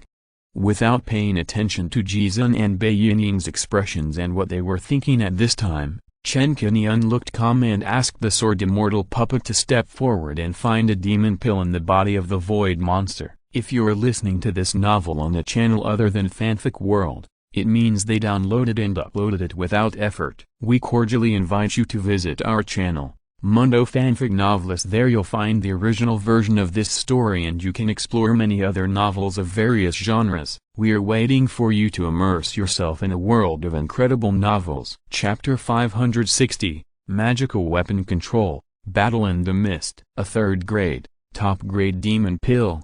This is a good thing. And Chen Qingyun and Chen Xianming's eyes flickered. Due to the cooperation rules previously formulated, the resources obtained by killing the void monsters will be uniformly and fairly divided. Chen Qingyun took out the demon pill now, but he just put it away temporarily. Everyone cooperated tacitly and successfully eliminated a void monster, which was a small episode. The fairy sword puppet escaped into the ground again and disappeared. The green jade spider acted as a scout, with a pair of big green eyes patrolling in the mist, paying attention to any disturbance. The five people remained silent, saving mana consumption as much as possible, and continued to move forward. In this way, in the following process, they soon encountered a second crisis. This is through the exploration of the green jade spider, sensing the warning information sent by the spirit pet, with a bit of anxiety in her mood, Jizun discovered the abnormality one step ahead of time. That was the trace of a group of void monsters. Yes, it was a group. Upon noticing this anomaly, Jizun frowned and immediately spoke up to remind them. 6 heads, the highlight is coming. Upon hearing Jizun's reminder, everyone present knew what this meant, and their eyes followed Jizun's line of sight. More than 300 meters away, in the thick fog, there were first waves of the earth trembling slightly, and the sound of creatures moving appeared, which was particularly obvious in the silent atmosphere. Then, waves of fog surged and dispersed. Groups of orange-yellow light appeared in the fog, like suns twisted into narrow pupils, a total of 6. Very eye-catching. Bai Yingying's beautiful eyes scanned and saw the void monsters appearing in the surroundings, and she couldn't help but take a deep breath. 6 void monsters. This time the traces were exposed, and the void monsters also used their keen perception to detect the unusual flow changes in the fog, and speculated that there was an object moving, so they came to kill. There are 6 void spirits, 1 in the late purple mansion and 5 in the peak purple mansion. In terms of quantity, there are not many. But what cannot be ignored is that the void spirits are good at teamwork and can cooperate with the cultivators to learn from each other. They hummed, their mouths swelled and trembled, and they communicated with each other. This humming sound is very strange and deep. It makes people feel panic out of thin air and can't help but feel cold. The 6 void spirits spread out and surrounded everyone. 6. Get rid of the weakest one first and reduce their team's strength. 4. The remaining 5, we will act according to the situation and defeat them one by one. Chen Qingyun spoke and quickly formulated a strategy. Liu Zilin was the first to nod in response.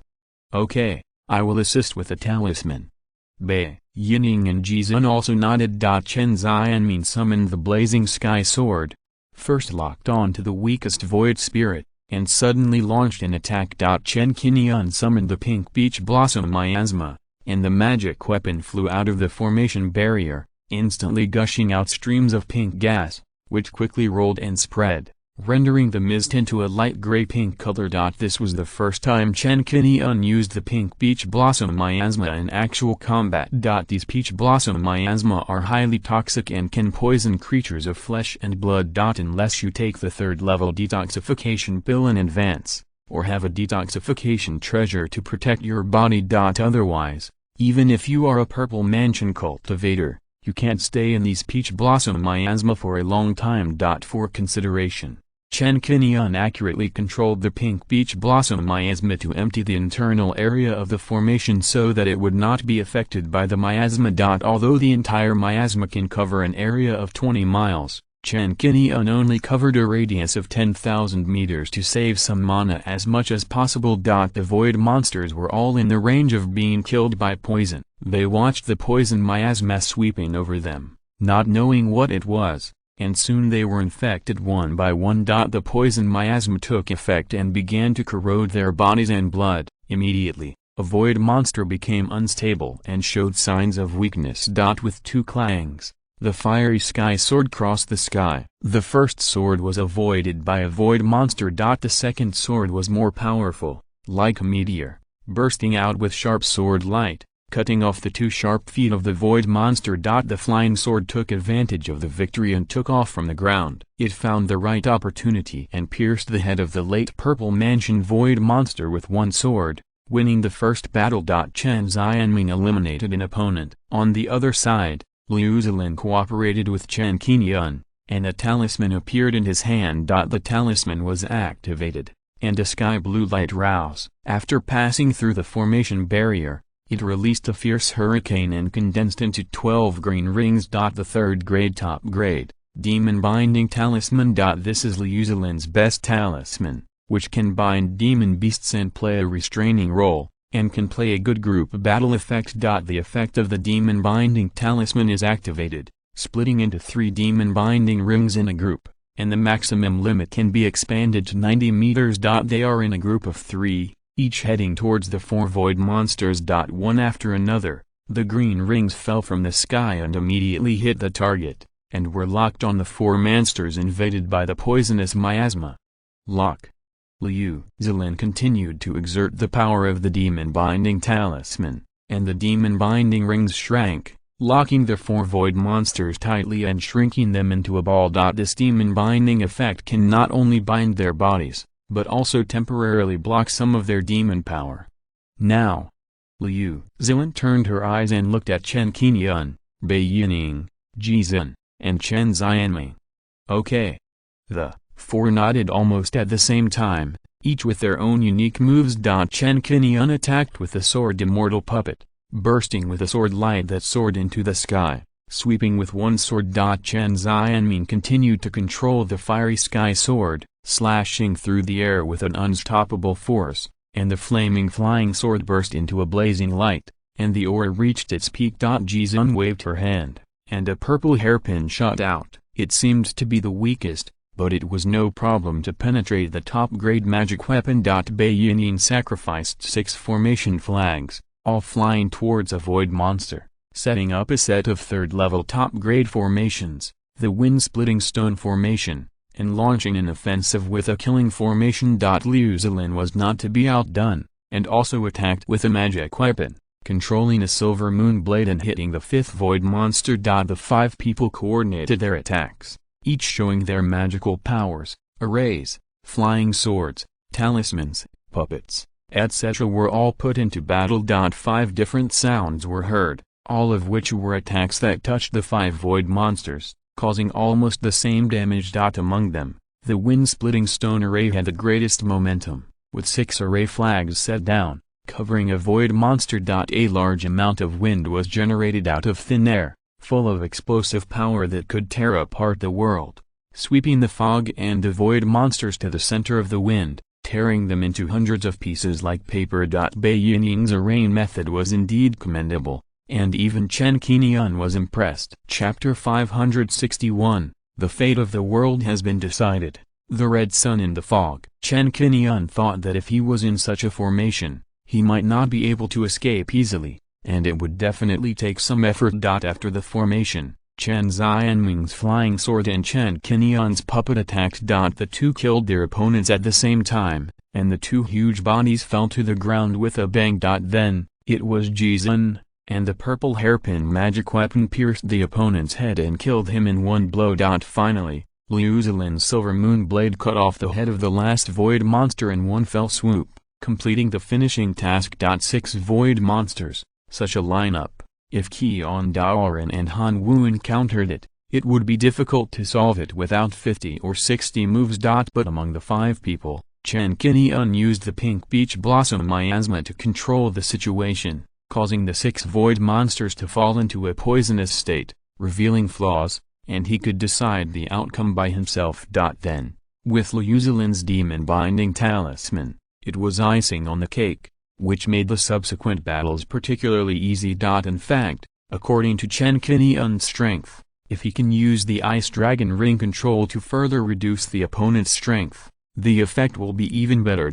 However, in order to save mana, using the Pink Peach Blossom Miasma to play a role is enough to lay the foundation for victory in this battle. After 2 battles, 7 void monsters were killed. In the next month, the few people went smoothly. Occasionally, they would encounter void monsters that appeared nearby. As long as they were alone and the number did not exceed 3, they would take the initiative to attack and kill them to obtain the demon pill. If they were farther away and there were more of them, they would take a detour to avoid them. Along the way, there were occasional sounds of fighting around, some of which were fierce and some were quickly decided. There were many acquaintances among them. Once Chen Qingyun saw from a distance that a red sun rose in the thick fog, emitting a magnificent light. With the naked eye, the blazing flame spread out, refining a void monster in the late Purple Mansion period. This is the Red Sun Taoist performing his skills, showing his power with his signature skill,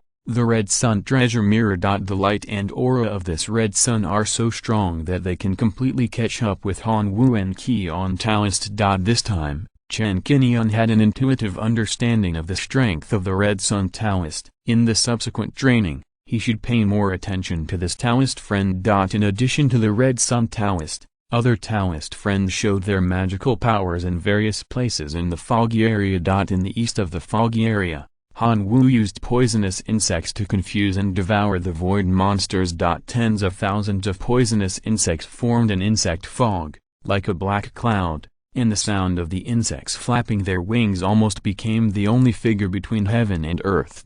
Further to the southeast, the 7 treasure sky wheel and the flame sword of the Pang brothers were equally powerful, killing the attacking void monsters. West, north, south. Sun Zhuxian controls the heavenly thunder sword. Ling Zai unfolds the mysterious ice needle. Taoist Qi casts the heaven and earth seal. Nangong Yuang activates the 9 fire dragon ring. Each of them shows his skills, and who is an ordinary person. As time goes by, more and more monks enter the foggy area, stirring up the world, destined to be restless. Team combat power like Chen Qingyun is a minority after all.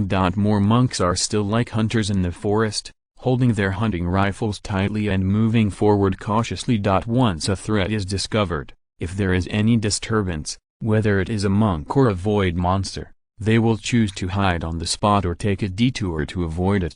Here, sometimes fellow monks are more dangerous than monsters, and they will fight for resources to replenish their own resources and food. Also, the demand for elixirs will increase as time goes by. The elixirs will become less and less as they are used, and will become more and more precious. I don't know how time passes in the fog, so I specially recorded that 4 months have passed. Now the window period is still going on, and it is uncertain how long it will last. Several people dare not slow down and have begun to avoid fighting. The constraints of the immortal oath also makes several people help each other, and they have shared some pills to restore mana. The one with the most pills is naturally Chen Qingyun, followed by Chen Xianmin. It is worth mentioning here that Chen Xianmin has killed 3 people of Jimi Taoist and Zhuling Hai a long time ago and obtained a batch of Zhu family pills. Chen Xianmin had kept these pills and didn't use any of them. If he waited for the Zhu family to find them later,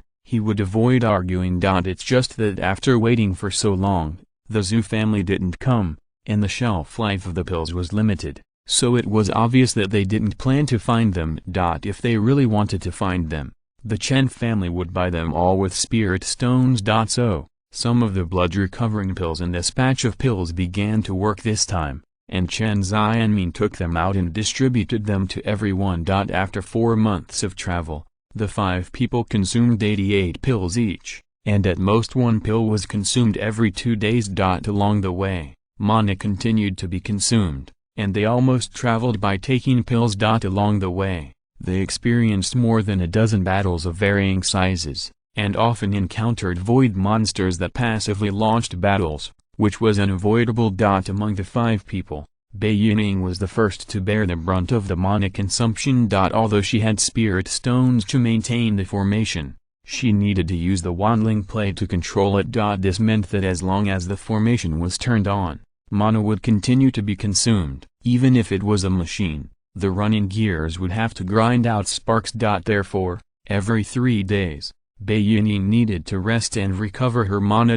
This time, at least 2 third-level pills will be recovered, and 20 pills will be consumed in a month. Although the Qingguang Zuanwu formation is good, it is also built under huge consumption. Fortunately, Jizun has great attainments in alchemy, and she carries a lot of pills on her body, and is willing to share some with Bai Yining. This is not the time to hide. Without the protection of this Qingguang Zuanwu formation, it will be much more difficult to move forward, and it will not be so easy to deal with the void monsters. It is different to lock the opponent outside the door to protect your own safety and let the opponent enter the door to wreak havoc and threaten your life. In the 6th month, everyone encountered a large group of void monsters again. This time there are more. Under the light of the silver fire lamp and the 6 sun lamp, there are a total of 26 heads, 20 in the late purple mansion, and 6 in the peak purple mansion. This group of void monsters knows some fighting skills, and they took the lead in launching the void cry from a distance. The sound waves that vibrated out were like a rolling storm, fiercely impacting the barrier of the formation. Although most of the power was offset, 30% of the remaining power still impacted the formation. Liu Zilin reacted quickly and cast a 3rd-level middle-grade calming talisman, which cast a light curtain covering everyone. Chapter 562 Asking the Ancestor to Kill the Demon. The Calming Spirit Talisman has the function of solidifying the spirit and guarding the soul, and can protect the soul of the cultivator. Once this kind of spiritual talisman is used, the effect is immediate, and it immediately protects the soul of everyone, and is not affected by the sound waves at all. Seeing that Liu Zilin took action in time at the critical moment, and still had the calming spirit talisman, Bai Yining couldn't help but look at Liu Zilin and nodded gratefully. In terms of soul cultivation, Bai Yining is the weakest among those present, and this is her shortcoming. At the same time, a purple gem on Jizun's waist was flashing, emitting a light purple light. This is one of her body-protecting magic weapons, named Purple Crystal Warm Jade, and the effect is to protect the soul, similar to the soul-nourishing jade, but the effect is better. This is a top-grade magic weapon, a gift from her mother. Even if a creature in the Golden Core stage launches a soul attack, it cannot break the protection of this magic weapon. Chen Xianming and Chen Qingyun, because they have both practiced the soul technique and focused on this aspect of practice, they can completely resist the cry of the void in terms of the strength of their soul. Liu Zilin cast this calming talisman for the team as a whole, and did not want any of them to be hit by the soul. The 5 people disintegrated the cry of the void. Their thoughts were very clear, and their eyes swept through the fog. 26. Void monsters, how could there be so many? Did we poke their nest? Chen Qingyun's eyes condensed, and the 6 sun lamps were illuminated. The strong firelight penetrated the heavy fog and pierced through a large area of fog. At this time, everyone could see that around them, there were huge, narrow, and ferocious figures standing on the ground, with bright orange-yellow light emitting from their heads. Although the light of the 6 sun lamps was bright, compared with these orange-yellow lights, it was like a grain of rice competing with the bright moon. Under the light of the monsters, the fog, and the deep roars, the atmosphere was extremely tense, making people feel scared and giving rise to giant phobia. The strong sense of oppression and suffocation came on, making people feel that their breathing became rapid and difficult. We don't have much elixir left, and it's not suitable for a long battle. Now we can't avoid it, so we can only face it head-on and fight quickly. Chen Xianming said, looking at Bai Yining. Brother, Bai, the formation will hold up for now. Bai Yining has been controlling the formation. She consumes the most and is the hardest. Okay. Bai Yining nodded heavily, knowing that this battle might be difficult. If it is not fought well, the group may be buried here. The more it is at this time, the more important the formation is. and it must be defended. Jizun and Liu Zilin nodded after hearing this. Both of them wanted to fight quickly and not delay too much, so as not to attract more void monsters. This is a bit tricky, in my opinion. Don't hide your tricks. If you don't use your full strength now, when will you do it? I'll go first. Chen Xianming took the lead, and the flame ring sun wheel and the fiery sky sword flew out together, hitting the fog in front. Okay, I'll help you.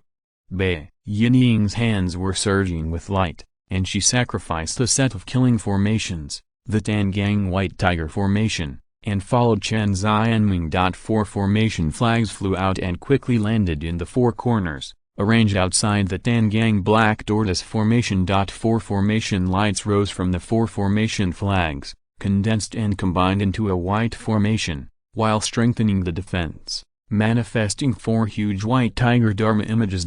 All of them were in the same boat, facing a powerful enemy, and they quickly reached a consensus and would not hold back. Jizun hesitated for a moment, and her palm brushed over the storage bag on her waist. When she lifted it up again, there was a black pot the size of a kettle in her hand. The mouth of the pot opened, and a stream of 5 elements of essence gushed out of it. As if seeing something that she admired very much, Jizun's expression was solemn, and she asked sincerely, "Please, show up, ancestor." As soon as the 5 words came out, Jizun's unusual behavior immediately attracted Chen Qingyun's attention. "What is this?"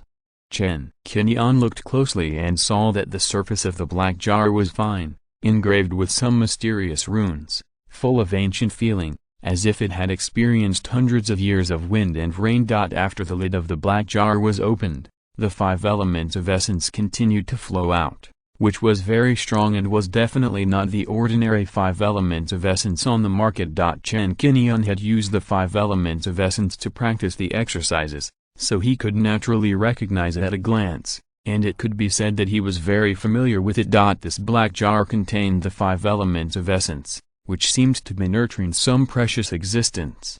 And it did not look like an ordinary treasure. While Chen Qingyun was puzzled, the next moment, a snow-white light rose from the mouth of the jar. A cloud of dust emerged from it, growing from small to large, condensing into a palm-sized weapon in the shape of a shuttle, with a very sharp tip, reflecting a cold metallic light.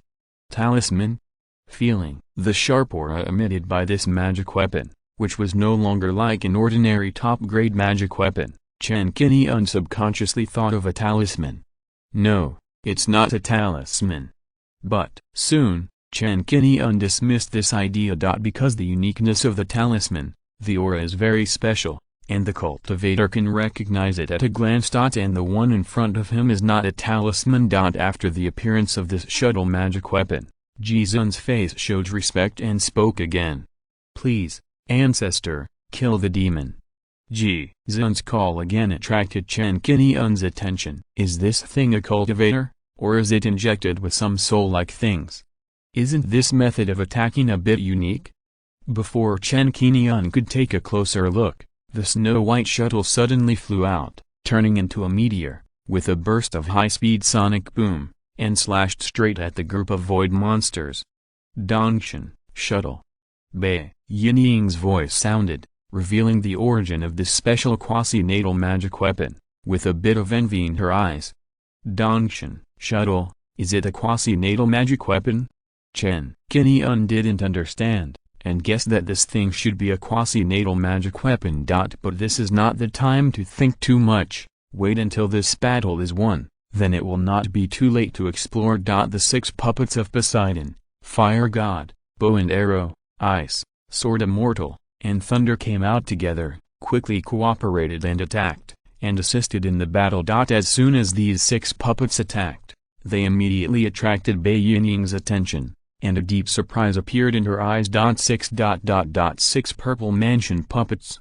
This doubt emerged subconsciously in her mind. Chen Qingyun's next move further confirmed his extraordinary means. Not only did he release the puppet, Chen Qingyun was merciless and once again used the pink peach blossom miasma while taking out the ice dragon ring. Under the urging of the magic power of the 2 auxiliary magic weapons, the peach blossom miasma first quickly spread out, covering an area of 10,000 meters outside the formation, temporarily exerting control and attack within this range. Then, Chen Qingyun waved his hand and threw the ice dragon ring. A dazzling ice dragon made of crystal ice condensed into shape, spewing dragon breath from its mouth, and suddenly activated the freezing effect. Chapter 563, Spiritual Instrument. At the same time, two top magic weapons controlled the situation. The area originally covered by fog was instantly covered with snow and the ground was frozen. The effect of the ice dragon ring was launched. In order to save mana,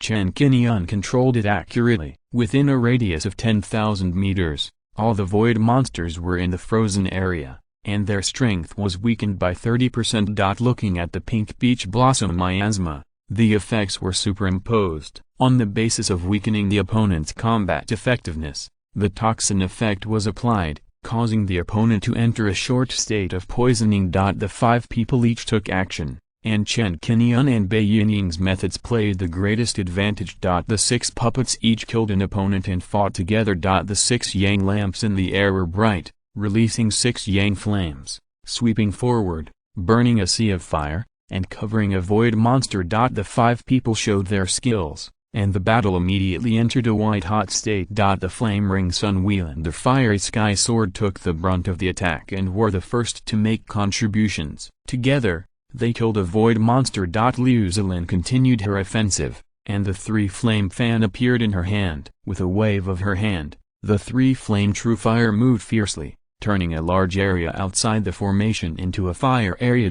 While Bai Yingying's Tangang Black Tortoise formation was defending, the four white tigers condensed by the Tangang White Tiger formation, each of which had the strength of the late Purple Mansion, were lifelike, like real ancient beasts appearing in the world, and each pounced on a void monster. Chen Qingyun ordered the puppets to fight autonomously, and they completed the killing without hesitation, putting an end to the four void monsters. The six puppets joined forces and began to encircle and suppress the two void monsters at the peak of the Purple Mansion, using flames, ice and other attacks one after another. In addition to the battle, Chen Qingyun paid attention to the cave sky shuttle, and saw that the attack of this shuttle was so domineering and direct, it was simply a violent aesthetic. Just as its name suggests, it wants to pierce the sky and make a hole in the sky. This shuttle faced a void monster directly, piercing through the opponent's head in one stroke, and killed it instantly. Then, this whole sky shuttle was unstoppable.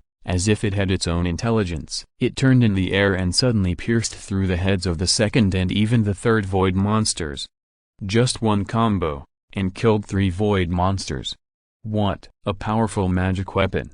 The power of this magic weapon attracted Chen Qingyun and gave rise to great interest. It was so flexible that Jizun didn't need to control it. It was expected that there was a cultivator's spirit in this shuttle. Thinking of this, Chen Qingyun couldn't help but think of the records of refining left by Lin Kangong. It is said that in ancient times, the art of refining was not as developed as it is now. In order to maximize the power of magic weapons, ancient cultivators took a different approach when refining weapons and created a path to refine weapons with the essence of cultivators or monsters. This kind of magic weapon is called a spirit weapon. This path is not a crooked path. It is based on the original magic weapon and injects a monster or cultivator's essence in a special way to give the magic weapon some new power. For example, injecting the essence of a monster can display the innate magical powers of the monster, have a little autonomous action ability, and increase the flexibility of the magic weapon. This is the most common spirit weapon. Injecting the essence of a cultivator is rare. Generally, because of the act of refining weapons with the same clan, they are named as demon cultivators and regarded as demon cultivators. The effect of doing so is that the magic weapon can produce some self-intelligence, and the more powerful the essence of a cultivator is injected, the more so. For example, although there is no record of how the green mirror was refined, it is only known that it was made by Lin Kangong. But Chen Qingyun guessed that it might also belong to the category of ancient spirit weapon. Let's get back to the point. Let's talk about Jizun's magic weapon. It is most likely a spirit weapon, the rarest kind, which contains the spirit of a cultivator. After beheading three Purple Mansion Peak monsters, The cave shuttle moved autonomously in the air. After receiving Ji Zun's command, it did not need to be controlled all the time. It turned around in the air and locked onto 5 almost side-by-side void monsters. Its aura increased greatly, and it pierced through the air like an arrow from a string. There were only a few puffs, like firecrackers. In just one breath, one after another, the 5 void monsters were beheaded. Once it appeared in the world, it showed such divine power, beheading 8 void monsters in a row. This power shocked Chen Qingyun. This magic weapon is incredible. Please, return to your position, ancestor. At this time, Ji Zun called out, and the cave shuttle began to fly back because most of its energy was consumed and fell into the black jar. Now pay attention to the black jar. The 5 elements of essence in it wrapped the shuttle and replenished its energy. This black jar itself is a magic weapon, which belongs to the energy storage magic weapon. 26 void monsters. The cave shuttle killed 8 of them in a row, making a great contribution. In addition to the results of Chen Xianming and his 4 people, they have also killed 1 or 2 of them. The suspense of this battle is not big, and the group has the upper hand. The remaining void monsters are not afraid of death, but more frantically perform the void cry, which leads Liu Zilin to continue to control the calming talisman to protect everyone. The powerful sound wave impact shocked the sea god and the fire god puppets to move 1 or 2 steps away. The sword fairy, ice, bow and arrow, and thunder puppets jointly dispatched and cooperated. First, the ice puppet performed the ice ring, and 6 rings were shot out in a row, each freezing 2 void monsters. Then came the thunder puppet and the bow and arrow puppet, each of which used thunder, drew the bow and shot arrows, with 2 bangs. A frozen void spirit was shattered by the thunder, and a demon pill rolled to the ground. Another one was pierced through the head by a bow and arrow, and was killed with 1 blow. Clank clank clang. Similar to the sound of metal collision, the 3 void spirits raised their bodies, waved their spear-like sharp feet, and fiercely stabbed into the formation barrier of the Tiangang White Tiger Formation, piercing out ripples like ripples. The 4 white tigers took advantage of the situation and rushed up to fight with the 3 void spirits. Chen Xianming took the opportunity to differentiate the flame ring sun wheel to assist on the side. Compared with the Tiangang Black Tortoise Formation, the Tiangang White Tiger Formation focuses on killing. The 4 white tigers killed the 3 void spirits in less than 10 moves. The strength of this group of opponents was greatly weakened, but they did not retreat. They still launched a fierce offensive and continued to encircle and suppress. Since the cave sky shuttle needed to be charged, it could not be used again in a short period of time, so it could only temporarily restrain its power. Ji Zun used the magic weapon flowing silver mirror instead, and a silver stream of light shot out from the mirror, piercing a void monster. All the 4 white tigers roared and attacked, and also made contributions, having killed 2 void monsters. With Ji Zun showing his trump card and Lei Ting making a move, Chen Qingyun decided to show off his strength again. With a spread of his palm, a green wind blade appeared in his hand. With the injection of mana, the wind-breaking blades turned into more than 20 blades. Chen Qingyun stretched out his hand and pointed, and the wind-breaking blades suddenly burst out with a whimpering wind, turning into thousands of them, covering the world and the 3 void monsters. Chapter 564, Quickly clear the area. The origin of the rare treasure. Chen Xianming and the other 3 could hear the whistling sound of the wind tearing through the void. They looked in the direction of the sound and saw a large amount of green light cutting through the sky, falling like a rainstorm. The powerful tearing aura was stirring, the green light was dazzling, and no purple mansion cultivator dared to underestimate such a huge momentum. Chen Qingyun used the wind-splitting blade for the first time. Once it was used, a large number of wind blades gathered in the air, and each blade exuded a heart-pounding destructive power. With such a large number of blades, no one was willing to confront them head-on. The power was close to the full force of the talisman. It's the wind-splitting blade.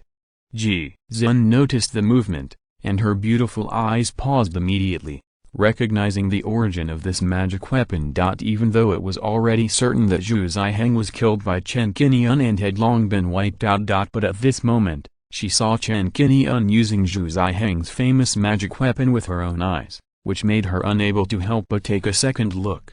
Zhu Ziheng really died in his hands. Bei Yinying also recognized the famous wind-splitting blade, and glanced at Chen Qingyun with fear and admiration in her eyes. King Feng's cousin is really powerful. Faced with the overwhelming wind-splitting blade attack, the three-headed void spirits could not resist and could only become lambs to be slaughtered. They instinctively waved their sharp feet to resist, but it was useless. In just a blink of an eye, they were torn into pieces, leaving only the specially protected demon pill falling from the air, and a strong bloody smell diffused in the mist, which became more pungent under the invasion of the wind blade. The power of the wind-splitting blade killed the three-headed void spirits at the peak of the purple mansion in seconds. Chen Qingyun's move further laid the foundation for victory. This battle was particularly fierce and lasted only half an incense stick of time. Everyone did not hesitate to use their magic power to achieve a quick victory. After a joint effort, they quickly cleared out the group of void monsters. After clearing the battlefield and confiscating the demon pills, several people's eyes fell on Jizun, looking at the black jaw in unison. Bei Yinying recognized this kind of magic weapon, and said nothing, and she was a little more afraid of Jizun. Chen Qingyun's eyes flickered. It was the first time he saw a magic weapon with such powerful attack power. It is no exaggeration to say that Chen Qingyun thought he had many magic weapons. In terms of penetration, the demon-slaying shuttle is known for penetrating the defensive shield light, which can catch the enemy off guard. In addition, the Aurora blade, including the wind-splitting blade, also has strong attack power. But even so, it is far less than the terrifying lethality of the Cave Sky Shuttle, which can kill 5 purple mansion peak monsters in a roll like a string of candied haws. If this penetration power is resisted by the Kingsu umbrella or the Black Tortoise shield light, Chen Qingyun thinks that he can't defend it, and there is a possibility of being penetrated by one blow. Could it be that the secret that Jizun wanted to keep was this magic weapon? When Chen Qingyun couldn't help but think about it, Liu Zilin stared at the black jar for a few times, and remembered some rumors about Jizun that she had heard before. Recalling Bei Yinying's previous whisper, she said the name of this magic weapon, and couldn't help but praise it. "I've heard of the reputation of the Cave Sky Shuttle before. Sister Ji is really hidden. I didn't expect that the top treasure of your Yaoang Mountain would be in your hands now." Bei Yinying and Liu Zilin recognized this Yaoang Mountain treasure, and they raised their view of Jizun's strength and status to a higher level. Jizun said nothing, covered the black jar, and then took it back into the storage bag as if it were a treasure. In a short period of time, this magic weapon cannot be used for more than 3 months of warming and energy storage. Hearing the term Yaoang Mountain treasure, Chen Xianming realized that this magic weapon was very important, and wanted to know the details, so he simply asked shamelessly, "Dongshan Shuttle, a rare treasure of Yaoang Mountain, ha ha ha, this is the first time I've heard of such a magical weapon in your sect. I've really opened my eyes. May I ask what kind of rare treasure this Dongshan Shuttle is, and why can it exert such amazing power with the strength of the Purple Mansion stage?" Jizun didn't say much, but didn't deny it, just nodded in response. "This thing is indeed Dongshan Shuttle. It would be great to take this opportunity to show the majesty of Yaoang Mountain. Dongshan Shuttle is an extremely rare spirit magic weapon. It has been circulated in Yaoang Mountain for more than 600 years. It was created by Xuani Unzi, the founder of the sect. The method of refining this treasure is said to have originated from ancient times, and was obtained by Xuani Unzi in the ruins of an ancient cultivator." Bei Yinying didn't like to talk, and it was Liu Zilin who started to introduce it, specifically to answer the doubts in the hearts of Chen Qingyun and Chen Xianming. "This Dongshan Shuttle can be brought here. Obviously it does not exceed the scope of the third-level magic weapon. At most it is a quasi-life magic weapon. Otherwise, it cannot be brought in and will be detected by the rules of the Immortal Mansion. Such a rare treasure is at the same level as the wind-splitting blade, the blazing sky sword, and the sky void sword. However, due to the special production method, a wisp of the spirit of a giant and cultivator was integrated, which made the Cave Sky Shuttle more powerful while maintaining the same grade. This is like 2 swords of the same grade, One can cut iron like mud, and the other can cut stone like mud, but the sharpness is different. The spirit magic tools are also different because of the monsters and cultivators' spirits that are integrated into them, and their power will be strong or weak, and their forms will be different. Therefore, the spirit magic tools can be further subdivided, and they can no longer be divided into strong and weak by simple grades. All the cultivators who have been in the outer star sea for many years, especially the disciples of the four major sects, have heard of the great reputation of the Cave Sky Shuttle early. Although this item cannot be promoted to the level of a natal magic weapon due to material limitations. However, because of its own powerful power, it has brought the single penetrating lethality to the extreme. In terms of power, it can already be compared with the entry-level natal magic weapon. In the past 600 years, in Yaoang Mountain, I don't know how many Purple Mansion cultivators have held this item and fought against the giant and stage monster beast. There was even an amazing record of relying on this Dongshan shuttle to cross the level and kill the giant and monster king, which shocked the party. Killing the giant and with the power of the Purple Mansion, how majestic it is, enough to make people dumbfounded. Holding this item, you can compete with the giant and stage monster beast, and even kill it. No wonder it has the name of Dongshan Shuttle. It can be called the Yaoang Mountain Treasure. It is indeed powerful. After learning about the origin and power of Dongshan Shuttle, Chen Qingyun couldn't help but sigh. This cooperation really saw what it means that there are people beyond people and there are heavens beyond heavens. I originally thought that the magic weapons and puppets on me had reached the top level and were hard to beat. Unexpectedly, this cave shuttle completely defeated most of his magic weapons. And there is no absolutely perfect magic weapon in the world. The essence of this cave shuttle came from a giant ancestor in Yaoang Mountain. This person was named Liang Taixu, and he was a late giant and cultivator when he was alive. Chapter 565, The Forbidden Area appears. Jizun and number 039 Strangeness. More than 600 years ago, Liang Taixu was attacked by a third-level soul-crying beast in the Sea of Stars and died in battle for the sect. After their body was wrapped in the formation flag, the high-level officials of Yaoang Mountain found a wisp of spirit in his body. Due to the damage to his soul,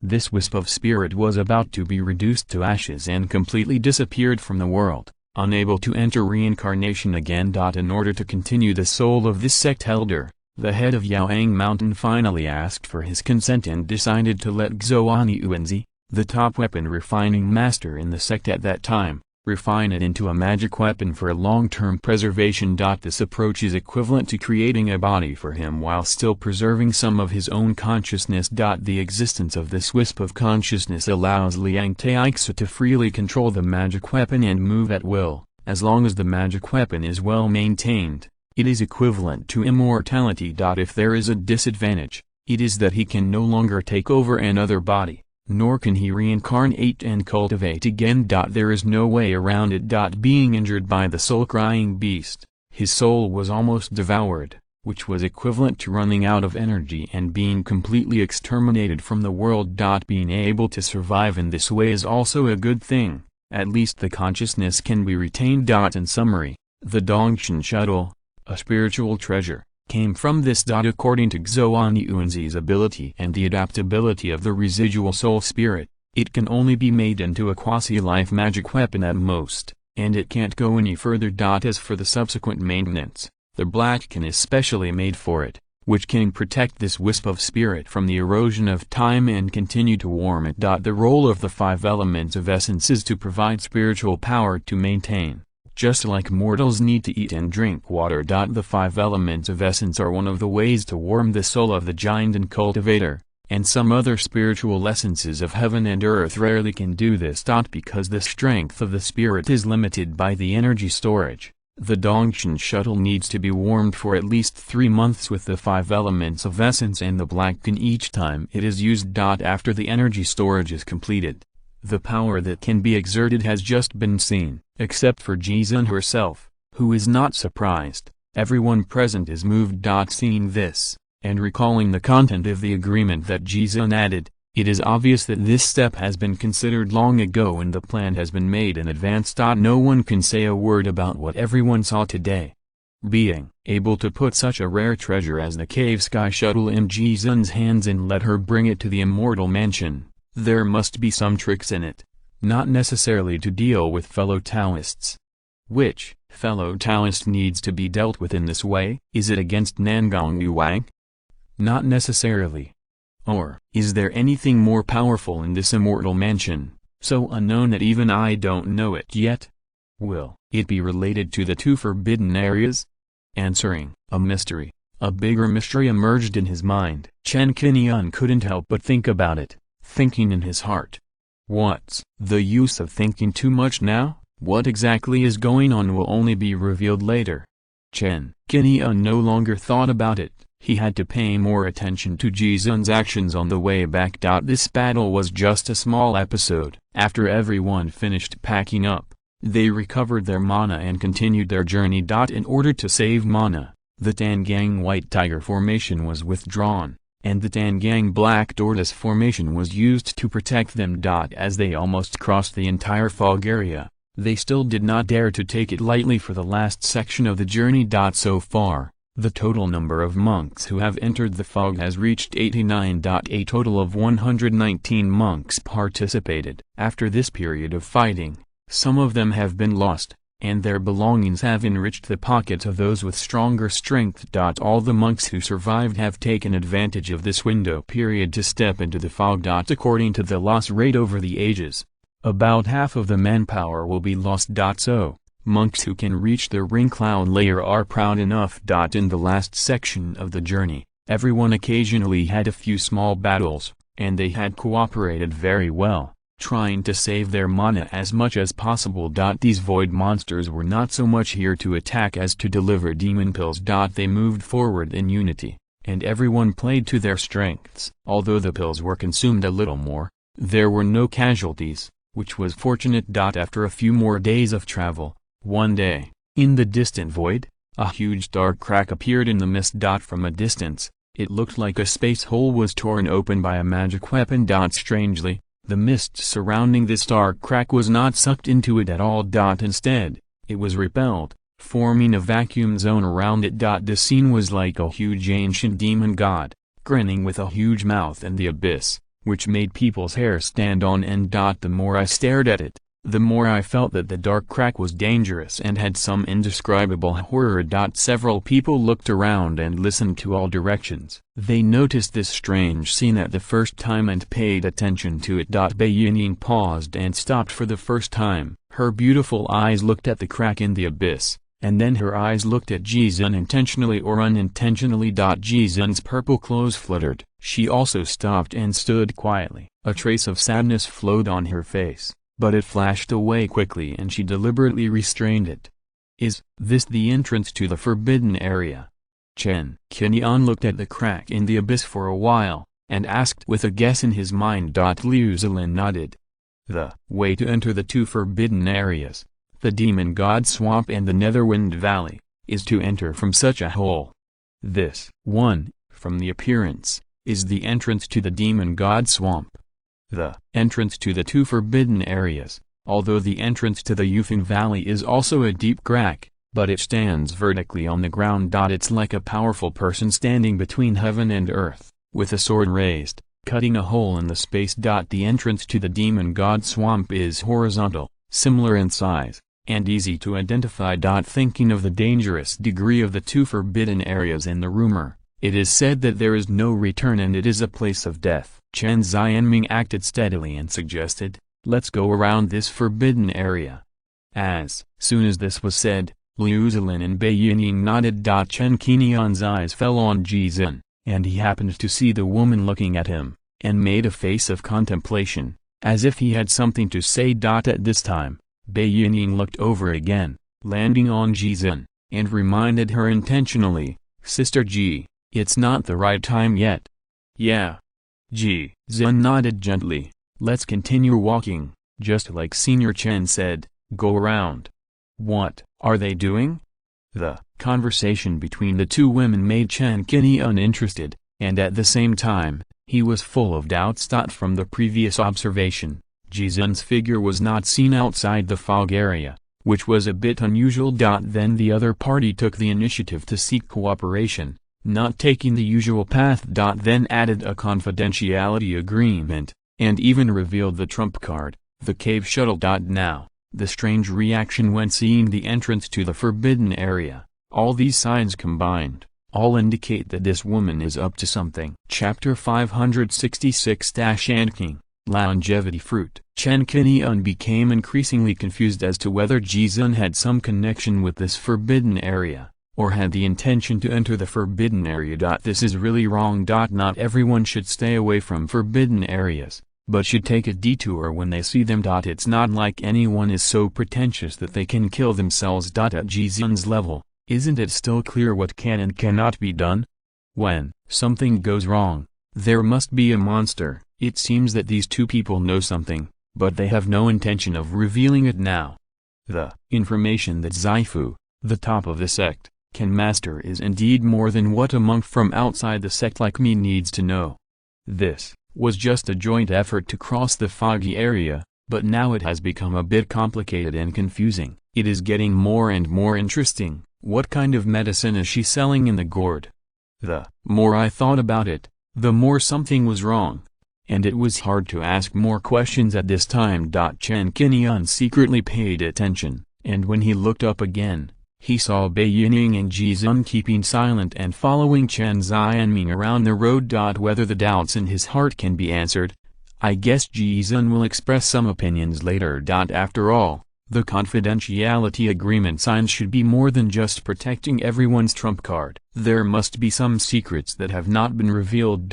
Whether it's a mule or a horse, you'll know after a short while. Time flies, and another half-month has passed. The fog in the distance became thinner and faded, and the range of vision was greatly increased. After traveling to this area, the void spirit was no longer visible. Realizing that the crossing of the foggy area was about to be completed, several people secretly breathed a sigh of relief. When only the last few hundred meters were left, Chen Qingyun's guess soon got the answer. The fog almost disappeared, leaving only a thin layer, and Bai Yining withdrew the formation. Jizun took the initiative to step forward and stood in front of everyone.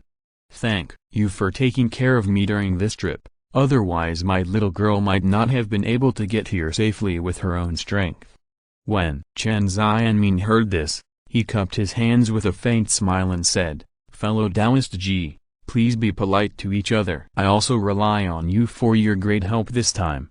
Bai Yining and Liu Zilin just nodded slightly, knowing that this cooperation was actually very smooth and there were no conflicts during the period. Everyone had very little of the elixirs consumed along the way. This was despite helping each other, which shows how much was consumed.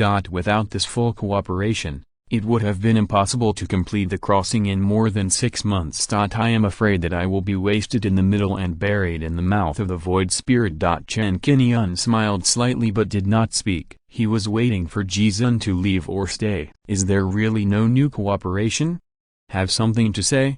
He was waiting to answer his previous doubts. I'm relying on you all. Jizun said politely, hesitated again, and finally made up her mind and took the initiative to put forward her idea. To be honest, the cooperation with you is much better than I expected. I take the liberty of speaking. There is still a cooperation at the moment. I wonder if you are interested?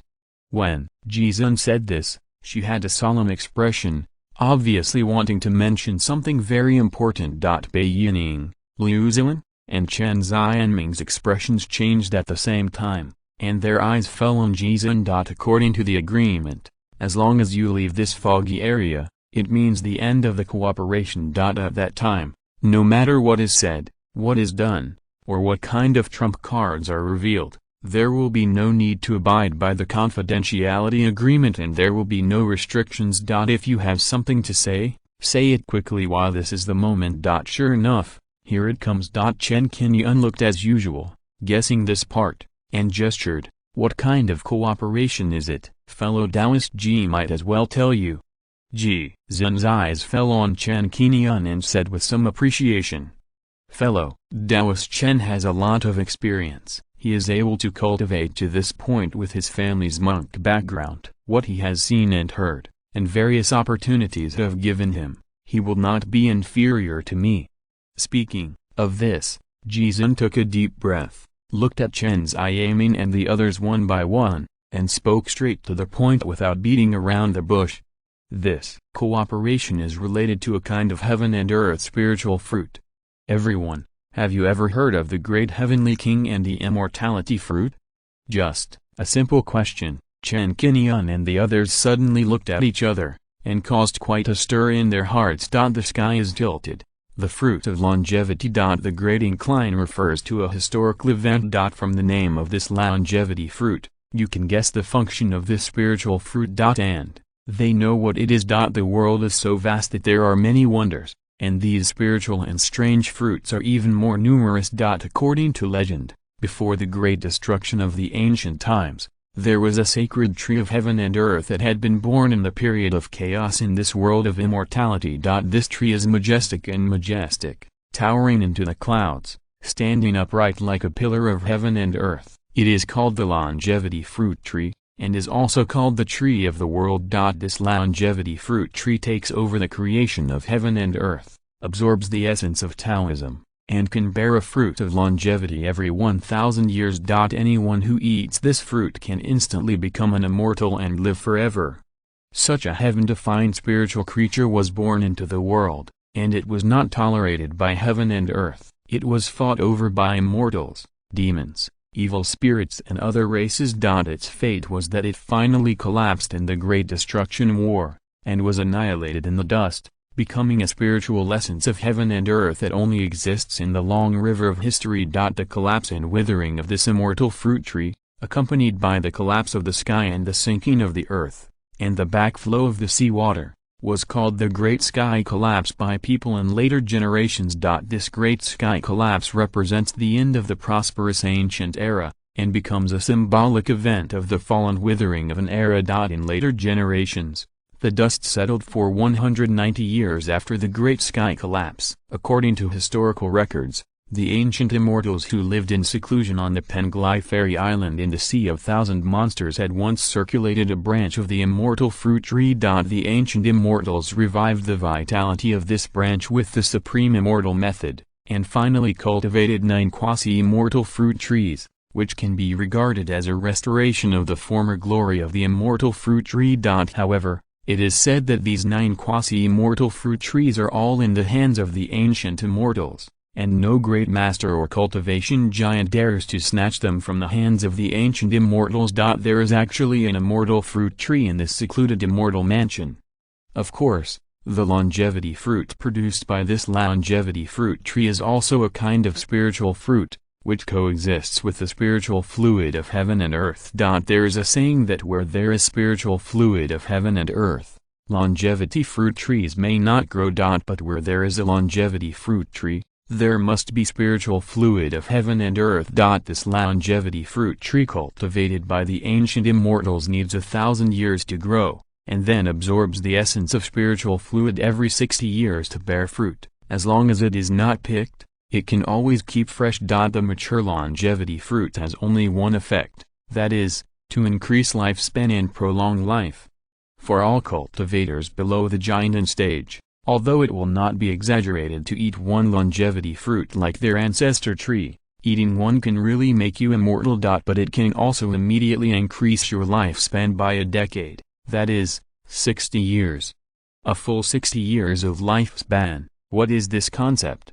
Equivalent to most of a mortal's life. If you're listening to this novel on a channel other than Fanfic World, it means they downloaded and uploaded it without effort. We cordially invite you to visit our channel, Mundo Fanfic Novelist. There you'll find the original version of this story and you can explore many other novels of various genres. We are waiting for you to immerse yourself in a world of incredible novels. Chapter 567, Forbidden Land Opportunity. Hard-sharing bug. Let's not talk about how attractive this longevity fruit is to cultivators. For those cultivators whose lifespan is about to end but have not yet broken through the bottleneck, as long as they increase their lifespan by 60 years, they will have the hope of continuing to impact a higher realm for 60 years.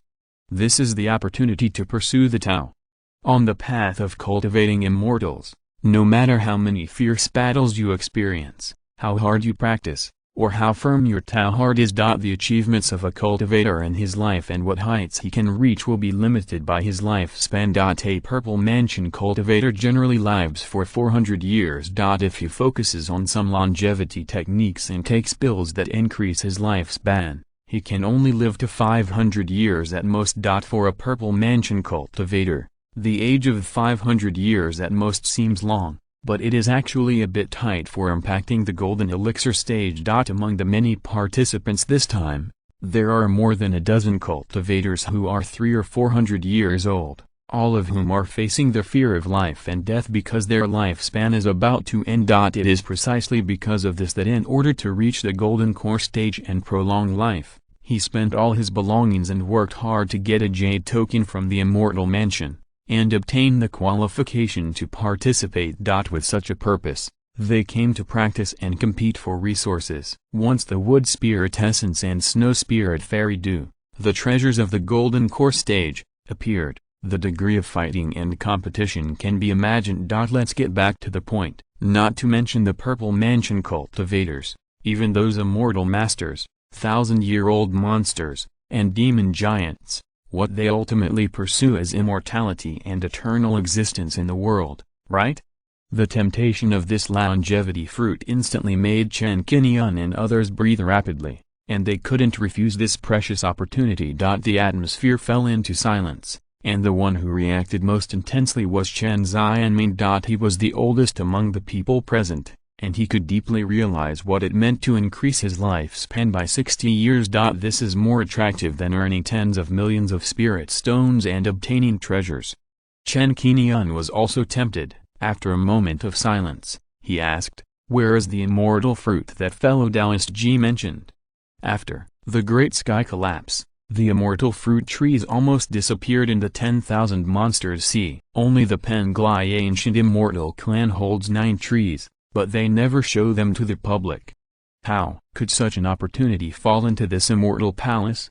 As soon as this was said, Liu Zilin and the other two pricked up their ears to listen. Let's not talk about the source of this immortal fruit, whether the tree is related to the Penglai ancient immortal clan, and what its origin is. At this moment, as long as you hear a little bit of such heavy news about the immortal fruit, you don't want to miss any information. And Jizun can mention it at this time, and she is not afraid of being questioned, which means that this immortal fruit is not so easy to obtain. She will not do such a stupid thing as self-detonating news and then being besieged. She must have something to rely on, and she is not worried about putting herself in an unfavorable situation. Chen Qingyun guessed that this immortal fruit is not easy to get, at least with Jizun's strength alone. She is far from qualified to obtain it. Jizun looked solemn and mentioned the abyss crack. "I don't know where the immortal fruit tree came from. Will this immortal mansion have some relationship with the Penglai ancient immortal clan? This is not something we should care about at this level." Jizun knew herself well and knew that it was not the time to speculate on the origin of this secluded immortal mansion. Whether it came from the Penglai ancient immortal clan was not something she should care about. She said firmly, "To be honest, the immortal fruit is in the monster god swamp. This is absolutely true." As soon as these words came out, Chen Qingyun's expectations were instantly extinguished. He couldn't help but frown and thought to himself, "It's not good to be anywhere, but it's in the forbidden area. The monster god swamp, the kind of place where it is rumored that there is no return. Isn't it going to die?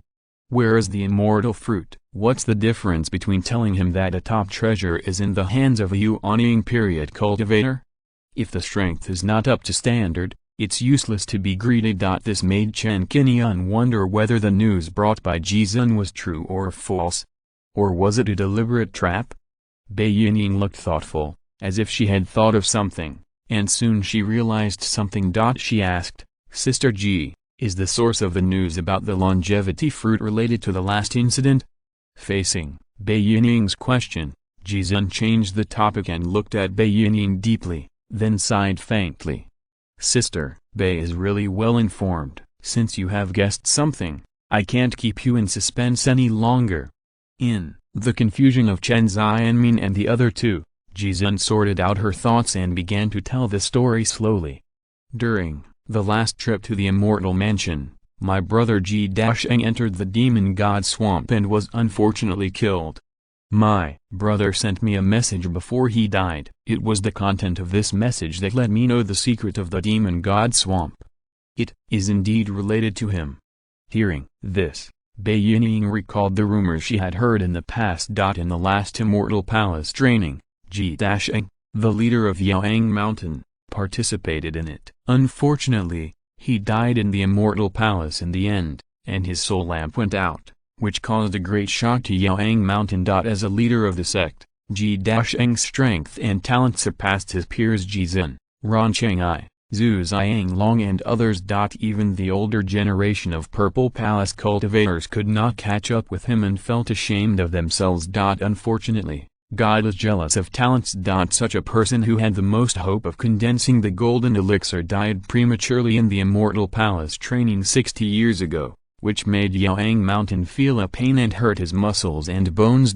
This incident was widely circulated at the time. The 5 major sects and even many independent cultivators have discussed it, lamenting that the world is unpredictable, and have become even more wary of the demon god swamp. So much so that in this session, when the demon god swamp is mentioned, many people change color and regard it as hell. However, problems also arise. Isn't it forbidden to transmit sound in the Immortal Palace?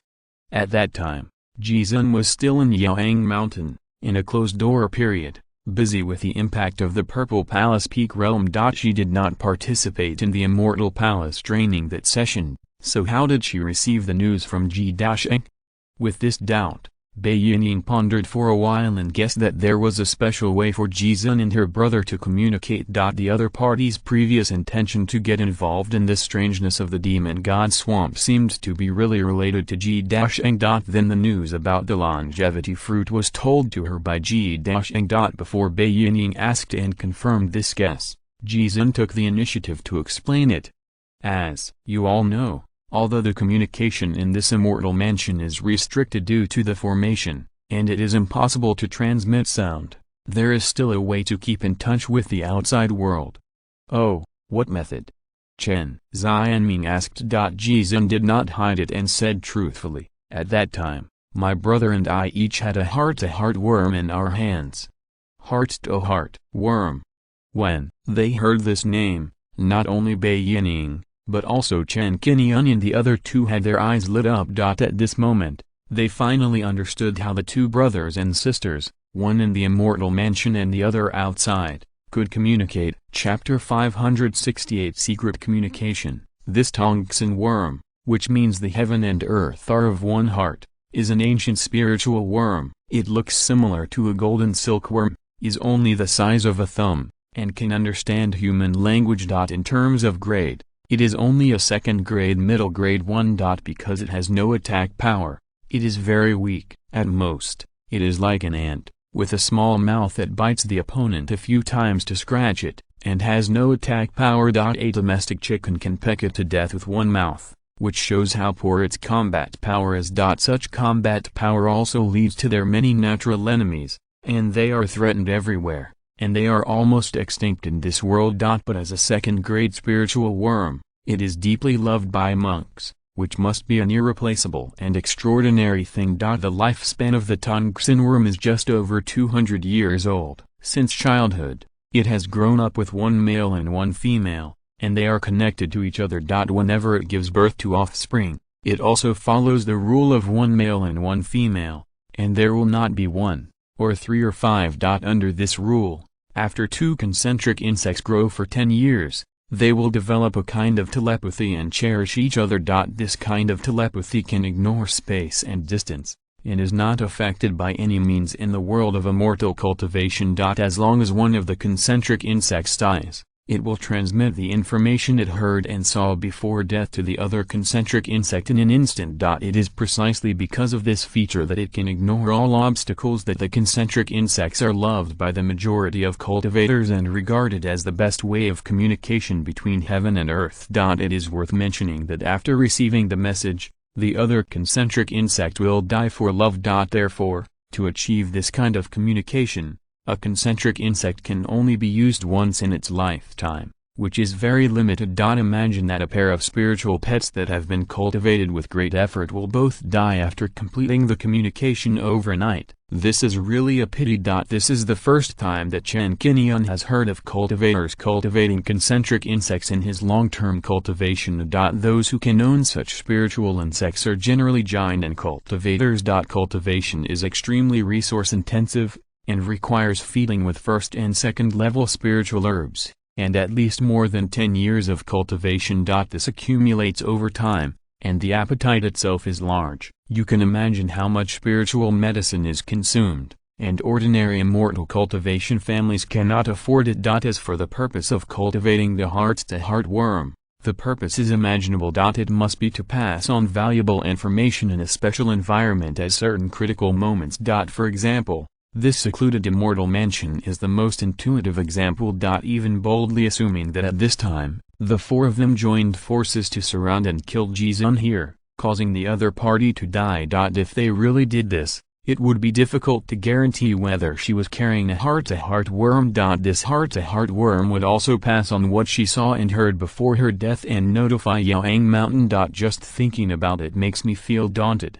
If something is exposed, I am afraid that Yaoang Mountain will hunt me down endlessly in the future. Chen Qingyun believes that he does not have the strength to compete with Yaoang Mountain, and does not want to lead his family into a fire pit. I didn't expect that this woman had such a precious treasure as the hard worm in her hand, which made her even more secretive. If there was no confidentiality agreement and Yaoang Mountain as a solid backing, Jizun would not have revealed this secret. This woman's mind should not be underestimated. Chen Qingyun couldn't help but look at Jizun more, and indeed saw a spirit beast bag on her waist. Is there really a new heartworm in that spirit beast bag?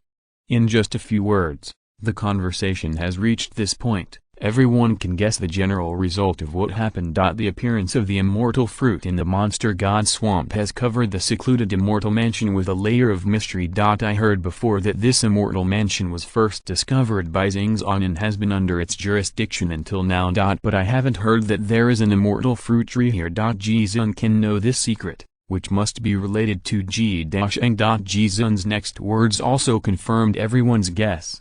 Before my brother died, the heartworm transmitted all the scenes he saw in his life to me. After reading the message sent back, I learned what happened at that time and why my brother died. Jizun did not keep anyone in suspense and told the truth about what happened at that time. At that time, Ji-Sheng died in the monster god swamp, and the message sent back revealed the existence of the longevity fruit. According to the information, the longevity fruit tree had already matured, and the age had reached more than 1,000 years, and it had borne fruit. As for whether there were other things beside the longevity fruit tree, Jizun did not mention it, but turned her eyes and fell on Chen Qingyun. To be honest this time, I just want to invite you to enter the monster god swamp with me.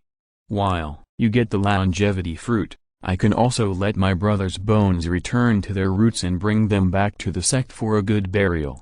Speaking of this, Jizun finally expressed her true thoughts. Even Ji-Sheng, a genius and a top-notch purple mansion of his generation, could fall in the monster god swamp. At the moment, Jizun didn't dare to go alone, and would rather expose the immortal fruit and the heart-conquering bugs, and take them with her. This is enough to show how dangerous it is.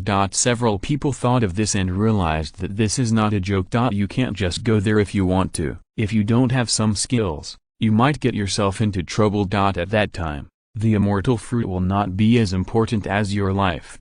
Thinking of this, Chen Qingyun showed a solemn expression and spoke. Fellow Taoist Ji, you know how dangerous the demon god swamp is. Even if we are interested, we will not take risks easily. Why don't you tell us how many immortal fruits there are in total?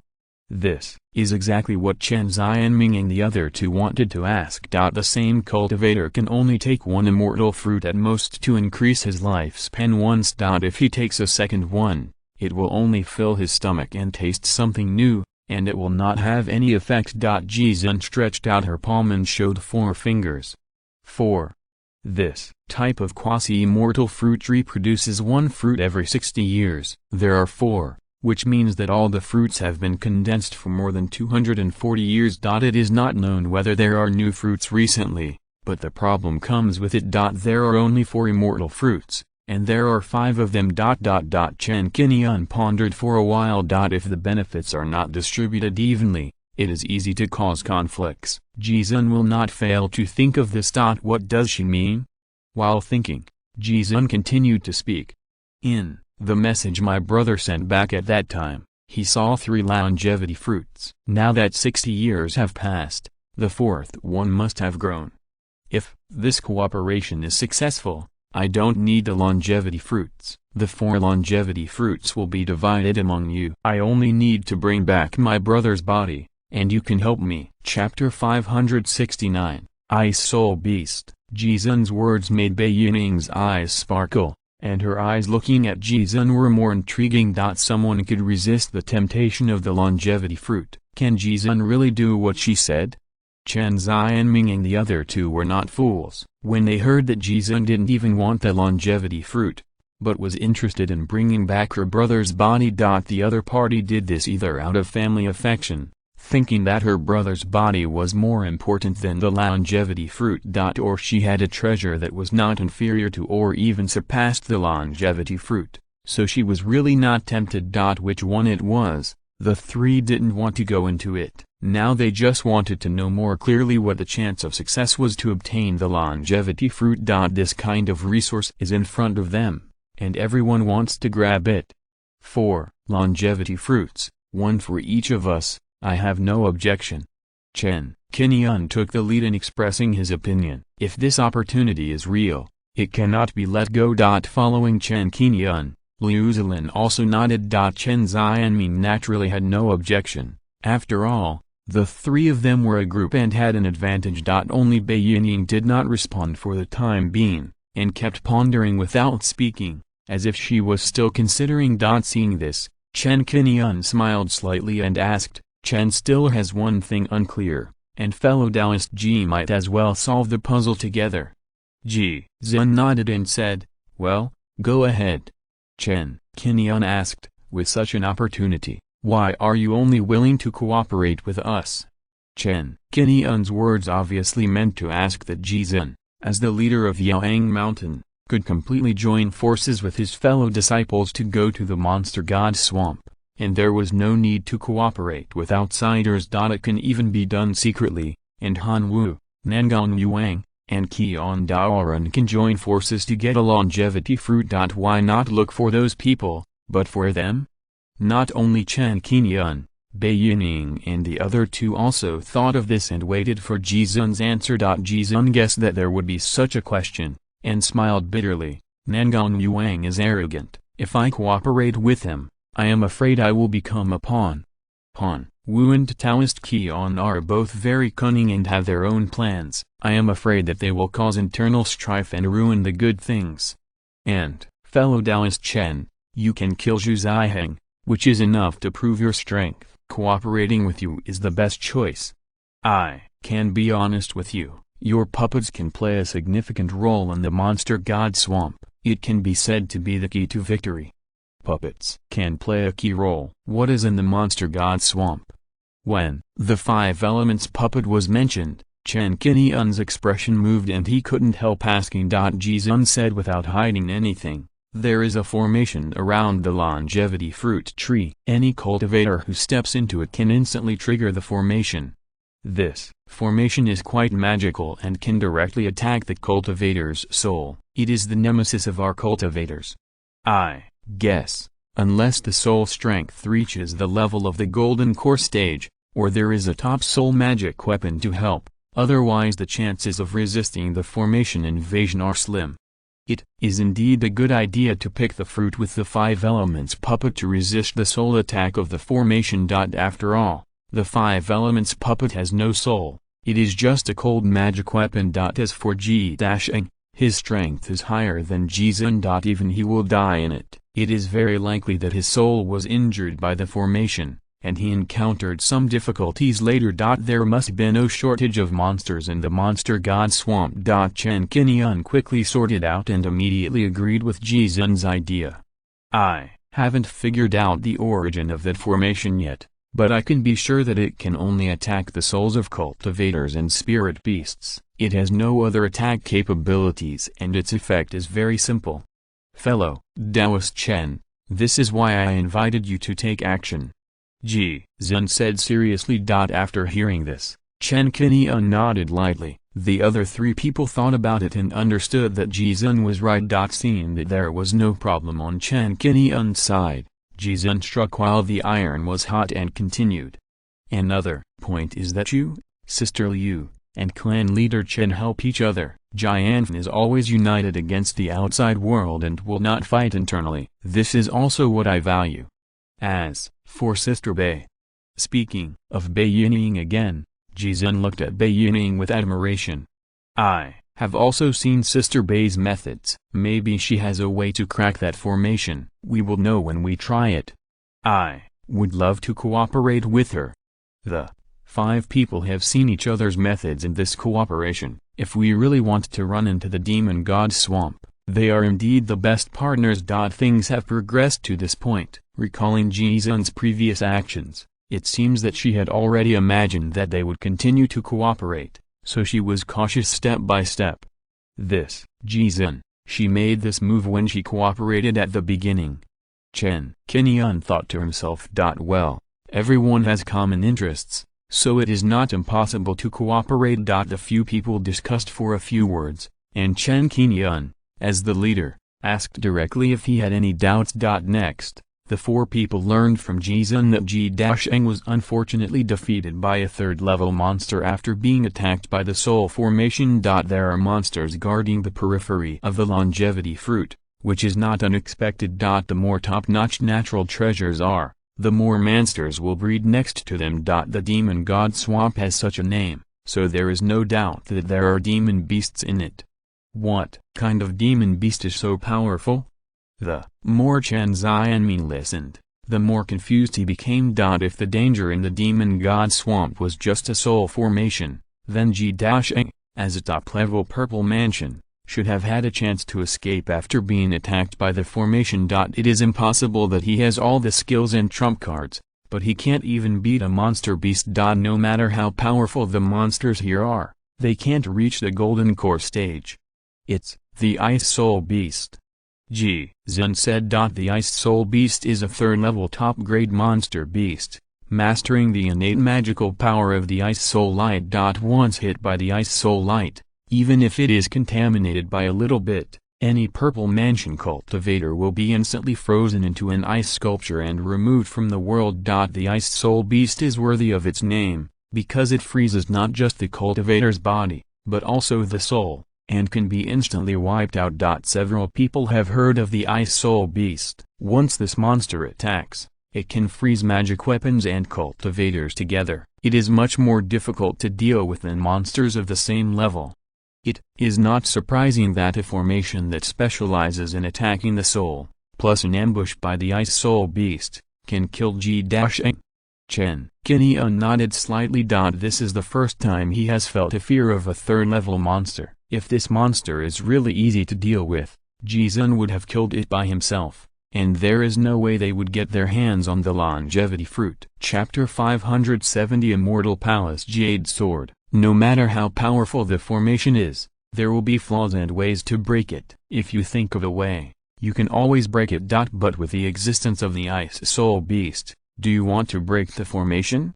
You have to deal with this monster first. Is it really that easy to get the longevity fruit? If it is not difficult, even if Ji Dasheng can't get the fruit in the end, he can still find a way to retreat safely instead of dying there. Patriarch Chen, fellow Taoist Chen, both of you are mainly practicing fire-attributed skills. If you go all out, you will surely be able to restrain the Ice Soul Beast. Especially, fellow Taoist Chen, your several superb puppets can completely restrain the Ice Soul Beast and will not be affected by its soul freezing. At that time, combined with Sister Bei's formation and Sister Liu's talisman, I will let King conceal it with spider silk, and then there will be an 80% to 90% chance of winning. After solving the Ice Soul Beast, you can control the puppets to pick the longevity fruit. With the strength of the Purple Mansion puppets, they can completely withstand the suppression brought by the formation. Xin has thought of a battle strategy. She has been looking forward to this battle for a long time. It depends on whether Chen Qingyun and the other four agree. In order to win this cooperation, she deliberately told the news about the forbidden area. Chen Qingyun listened quietly, and soon went a step further and had a more intuitive understanding of the so-called two forbidden areas. Although both the Netherwind Valley and the Demon God Swamp are dangerous, only one of them is a real death place. Even if a giant and cultivator enters, he will never return. This death place is the Netherwind Valley. It is said that it is a dark canyon without any living creatures or vegetation, and it is dead. There are only endless cold wind blades in the Netherwind Valley. This wind blade can be as small as gravel or as big as a cow or a horse, and can easily break the protective shield of a giant and cultivator. The Purple Mansion cultivator went in and couldn't even hold on for an incense stick of time, and could only die in regret. As for the Demon God Swamp, the risk factor is not so outrageous. It is not a 100% death place, but there is also an opportunity like the longevity fruit. It is said that the two forbidden places are death places with no return and contain great dangers, warning participants not to set foot in them. How dangerous they are. Here, there are informed cultivators who are deliberately confusing the public and exaggerating. A few cultivators who had participated in the training in the Immortal Palace had discovered the secret of the Demon God Swamp, but because of their lack of strength, they could not pick the immortal fruit. That is why they kept the secret of the Demon God Swamp strictly confidential after retreating in disappointment, and did not leak a single word to the outside world. This is actually easy to understand. Just like an explorer who found a treasure in a valley, he would naturally not tell others about the news and share the treasure with others.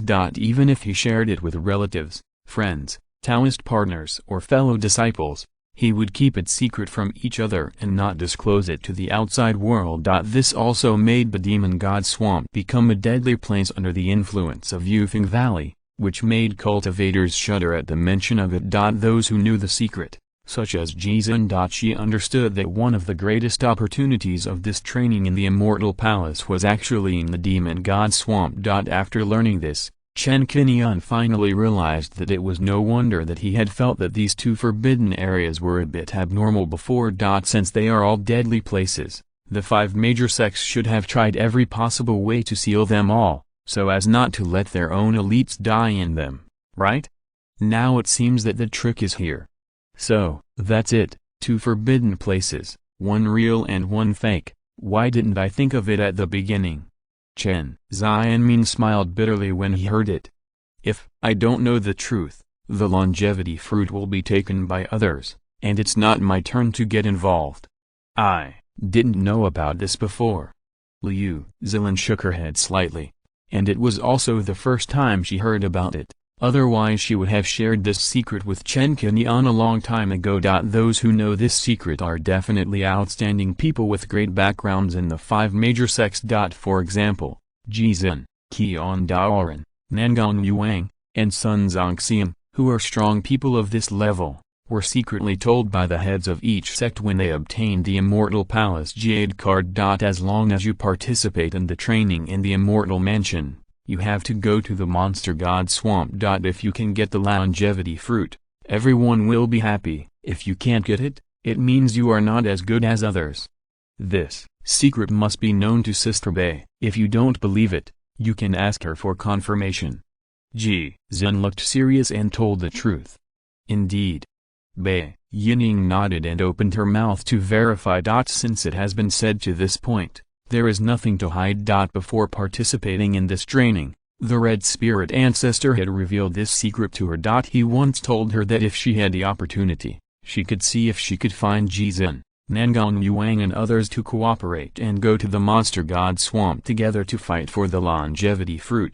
When she knew this secret, she was also very interested in the longevity fruit. The reason why she took the initiative to cooperate this time was that she saw Chen Qingyun's strong strength, and his character was not as arrogant as Nengong Yuang and Qian Daoran. Right now, we can join forces with Chen Qingyun and others to fight for it together. This opportunity is rare. Ji Zun wanted to promote this cooperation very much, so she immediately mentioned it in detail.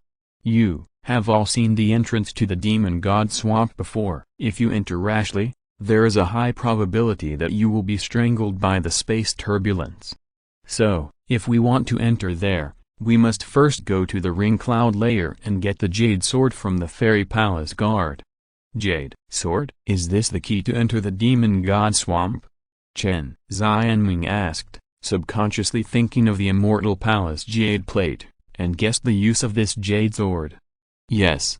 Ji Zun nodded and slowly told him that this Jade Sword is also called the Forbidden Land Jade Sword, which is in the form of a small white jade sword. Only by obtaining the Jade Sword can you safely enter and exit the Monster God Swamp without being affected by the spatial turbulence. This Jade Sword is similar to the need to carry the Immortal Palace Jade Plate, which is required when entering the secluded Immortal Palace.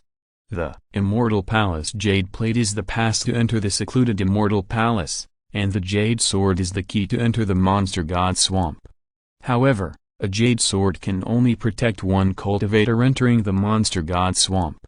To obtain a Jade Sword, you need to reach the 5th cloud bridge in the ring cloud layer and defeat the Immortal Palace guards there.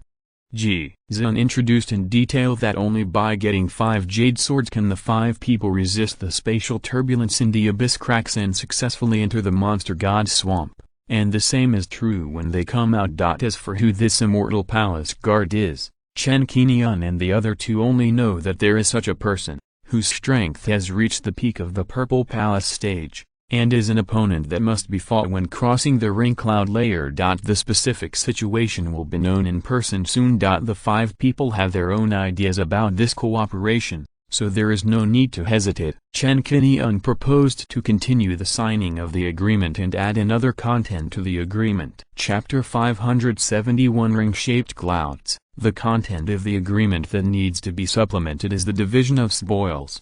Fellow Taoist Ji, let's add another clause to the original agreement. Just as you said, the 4 longevity fruits will be divided by me, Zilin, the clan leader and fellow Taoist Bei. After the longevity fruits are divided, we must not compete with each other, but must benefit each other, form an alliance and no longer be hostile. This period will last until the end of this Zhuxiantu training. It's still the same old rules. If you have any additional requirements, just put them forward now. Chen Qingyun rewrote the Zhuxiantu agreement. Ji Zun looked at it carefully and confirmed that there were no problems. He said, let's set a specific cooperation time. Chen Qingyun said, okay. Ji Zun made an estimate. There are still 2 years before the end of the Zhuxiantu training. At the latest, 1 year later, we will gather in the ring cloud layer in front. I will tell you the specific location later. There is no problem with time. In the subsequent exploration, there are still opportunities to divide. If we continue to work together, there will be uneven division. Everyone wants to suspend this cooperation. Chen Qingyun nodded, and Chen Xianming and the other 2 had no objections. The 5 people completed the agreement, agreed on a time to meet again, and signed their names. The last section of the fog was already a safe zone, and everyone quickly crossed it. After stepping out of the fog, the vision became clear. The originally turbid and cold breath slowly disappeared, and the air returned to a fresh and pleasant state. Chen Qingyun looked into the distance and found that everyone was on a huge cloud. There was a touch of standing on the ground under their feet, and they did not feel soft because of the clouds. Further away, there began to be a layer of clouds, one after another. Those clouds were hollow between each other, and there were cloud bridges connecting them, forming a huge ring. From a distance, all the clouds were surrounded by a circle, layer by layer, and the core area was surrounded by a huge white palace surrounded by clouds and mist, with only a corner exposed. The core of the fairy palace. Liu Zilin looked up and saw the top of the cloud, a huge palace with a corner of its true appearance revealed in the clouds. In the past, I had only heard simple information about the core of the immortal mansion, and the specific scene was entirely up to my imagination. Now, look around. Even if I only saw a corner of the immortal mansion, I felt a majestic atmosphere coming towards me, and I felt a sense of respect and solemnity, and wanted to go on a pilgrimage. The circular cloud layer, like a ladder, layer upon layer, the highest point is Immortal Mansion.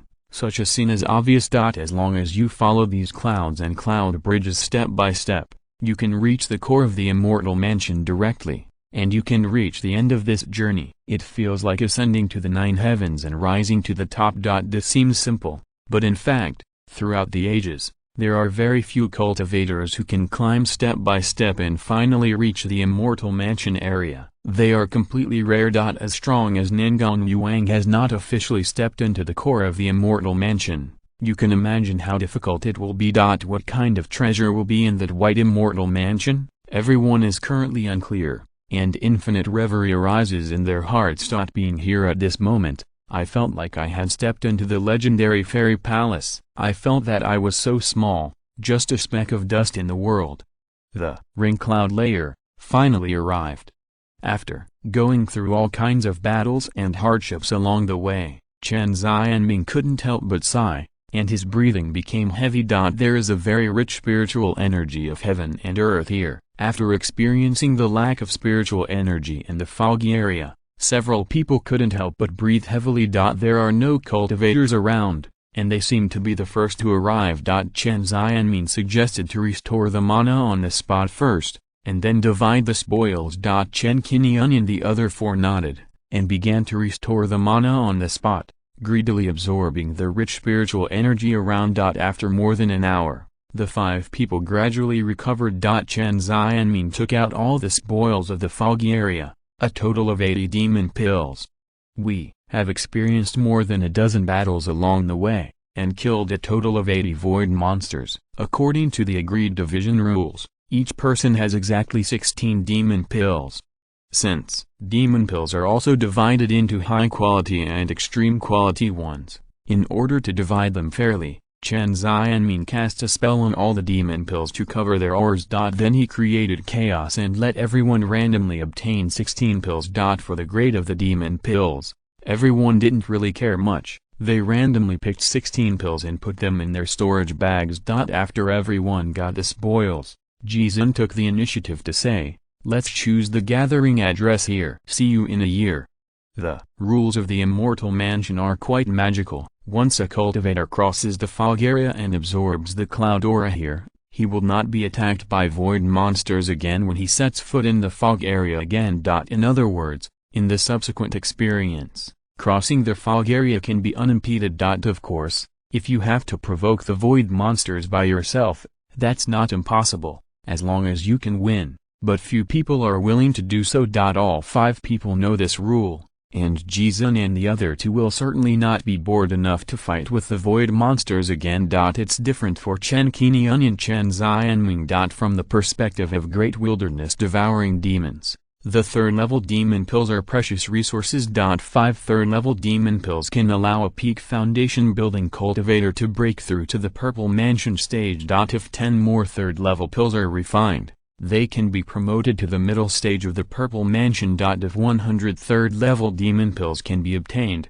a family Purple Mansion peak cultivator can retreat and move towards the Golden Core stage. The cooperation was suspended. Bei Yining and Jizun looked at each other, and stood up to say goodbye at the same time. Haha, both of you, let's cooperate sincerely again in a year. Chen Xianming smiled faintly. Okay. Jizun nodded in response, and her eyes did not forget to glance at Chen Qingyun, and then turned into a purple light and quickly went away. Bei Yining said nothing, walked alone in the opposite direction of Jizun, and soon disappeared. When the 2 women walked away, the 3 of them set off and chose to walk in a straight line to walk through this circular cloud layer. The cultivators who can reach here are generally at the peak of the Purple Mansion. If they want to go further, they need to defeat the test of the Immortal Mansion guards. According to the information available, there are a total of 9 layers of the circular cloud layer, and each layer is connected by a cloud bridge. Since they cannot fly, if the cultivators want to climb higher step by step, reach the highest cloud layer and move towards the Immortal Palace, they must pass through these cloud bridges. There are a total of 4 sets of cloud bridges, that is, 36 bridges, 9 bridges in a group, each located in the 4 major areas of the southeast, northwest and northeast. Chen Qingyun and his companions are now in the first layer of clouds, located in the north of the circular cloud layer. Chapter 572 Immortal Palace Guard. Go up along the clouds, cross 9 cloud bridges, and you can reach the top of the clouds. This cloud bridge is not so easy to cross. The 3 of them walked forward together and stood in front of a cloud bridge. The cloud bridge is composed of white clouds, wide and broad, up to 100 meters long. The bridge surface simulates the texture of bluestone. Even the moss, flowers and plants are lifelike, full of traces of years of wind and rain. A fairy guard with a spear in his left hand and a shield in his right hand is standing in the center of the cloud bridge. The guard is 2 meters tall, strong, wearing silver armor, with only his face exposed. His skin is bronze, and his expression looks particularly indifferent. In addition to his tall body, the most eye-catching thing is his pair of golden pupils. Looking at it, people feel like they are being looked down upon by a superior. This is the image of the fairy guard. When Chen Qingyun saw it for the first time, an adjective unconsciously emerged in his mind. Heavenly soldier. That's right, it's the heavenly soldiers in the TV series in the previous life. Of course, how could the real heavenly soldiers and generals only have the combat power of the Purple Palace stage? This Immortal Palace Guard, after all, is just a material that manifests the rules. A test. Whoever wants to walk across the cloud bridge, climb the layers of clouds and head towards the central Immortal Palace, then the method is very simple. Defeat it and you can go. After sensing that someone has stepped into the field of the cloud bridge, the Immortal Palace Guard's eyes are full of light, and he is immediately activated. He slowly raises the 8-foot-long spear in his hand and points it at Chen Qingyun and the other 2. This is the Immortal Palace Guard. Chen Xianmin looked at him carefully and could not feel the fluctuation of the other person's breath, but he can be called a guard, so his strength must not be weak. Liu Zilin has some information about the Immortal Palace Guard and began to introduce it at this time. It is said that the strength of the Immortal Palace Guards is at the peak of the Purple Palace, and their combat power has touched the limit of the Purple Palace period, which is very difficult to deal with. There is one such Immortal Palace Guard every other cloud bridge, and the number increases 1 by 1. On the 3rd cloud bridge, the number of Immortal Palace Guards will increase to 2, and then to 3 on the 5th, and 4 on the 7th, and 5 on the last 9th cloud bridge. Liu Zilin said, introducing the test set by the circular cloud layer. According to this rule, the number of Immortal Palace Guards on the 5 cloud bridges 1, 3, 5, 7, and 9 will increase by 1, and the number will increase layer by layer with 1, 2, 3, 4, and 5. To reach the top of the cloud layer and reach the central Immortal Palace, a total of 15 Immortal Palace Guards need to be defeated. After defeating the Immortal Palace Guards on the cloud bridge, you can continue to move forward. Seeing this scene, Chen Qingyun murmured secretly, "This operation, I am familiar with it. When I bravely broke into the Tangai Cave Mansion, when I passed through the area of the Shining Fruit Tree, I also had to defeat the Puppet Beast test before I could continue to move forward. The one who would fight against it was still a Puppet Beast in the Jinan period. They are all the same. Let's go." "Well, how strong is it? Let me try." Chen Qingyun called out, and sacrificed the black gold flying blade, and took the lead in attacking the opponent. Taking the lead. The flying blade drew a golden stream of light in the air, and the speed was very fast. The Fairy Palace Guard did not move his steps, but raised the round shield in his hand to block in front of him. With a clang, the black gold flying blade was bounced away in one fell swoop, and the flying blade itself was vibrated and buzzed. This attack did not cut the shield open, but only left a shallow white mark on it. The defense is indeed not weak. The black gold flying blade is a top-grade magic weapon, and it can't break the shield defense. Chen Qingyun recalled the black gold flying blade and used the magic shuttle instead to try this magic weapon with extremely strong penetrating power. The same move, the two came into contact again, and the fairy palace guard did not dodge at all, just straight up with the shield to resist. Like the black gold flying blade, the demon breaking shuttle was shaken away and the attack was invalidated. Seeing this scene, Chen Xianming and Liu Zilin both looked condensed and frowned subconsciously. If even Chen Qingyun's attack didn't work, then their methods wouldn't be that strong. What should they do?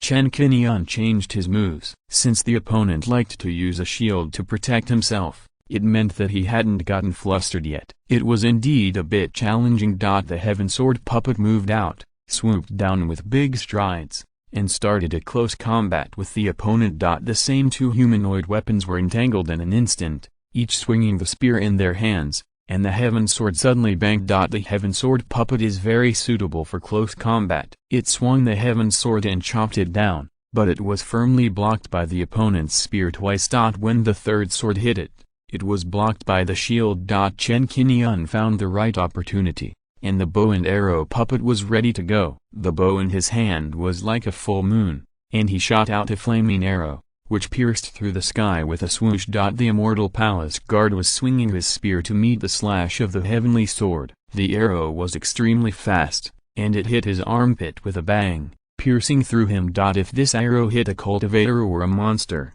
it would have seriously injured the opponent, and even those with weaker defense would have been shot on the spot. However, this Immortal Palace guard was an exception. After being hit by an arrow, it seemed unaffected and continued to swing its spear to stab the heavenly sword puppet. The opponent was born from the rules of the Immortal Palace, without consciousness, emotions, and intelligence, and naturally would not be afraid of pain. The arrow did not kill the opponent, and the bow and arrow puppet continued to attack. This time, it changed its attribute power and violently shot out 3 gold arrows, which became sharper. The Immortal Palace guard moved his entire body, performing the phantom body technique, and actually left the phantom in the original place. The speed was so fast that the 3 gold arrows shot into the air. The speed is so fast. I originally thought that the opponent was just strong in defense, but I didn't expect that the speed was so amazing. Chen Qingyun simply let the two puppets cooperate, launching high-intensity attacks from far and near. This continued for several rounds, with the Heaven Sword puppet fighting in close combat and the bow and arrow puppet attacking from a distance. After exploring, Chen Qingyun came to an accurate conclusion. The Immortal Palace guard is very strong, in terms of strength, speed, and defense. It has reached the top level of the Purple Palace stage, which can be called the limit, enough to be called invincible in the Purple Palace stage. If there is any disadvantage, it is that it does not have intelligence and cannot perform 2 powerful magical moves. Otherwise, even Ningguang Yuang would be beaten down against this thing. No wonder that after so many trials since the opening of the Immortal Palace, there are very few cultivators who can finally reach the core of the Immortal Palace. This kind of test against the Immortal Palace guards,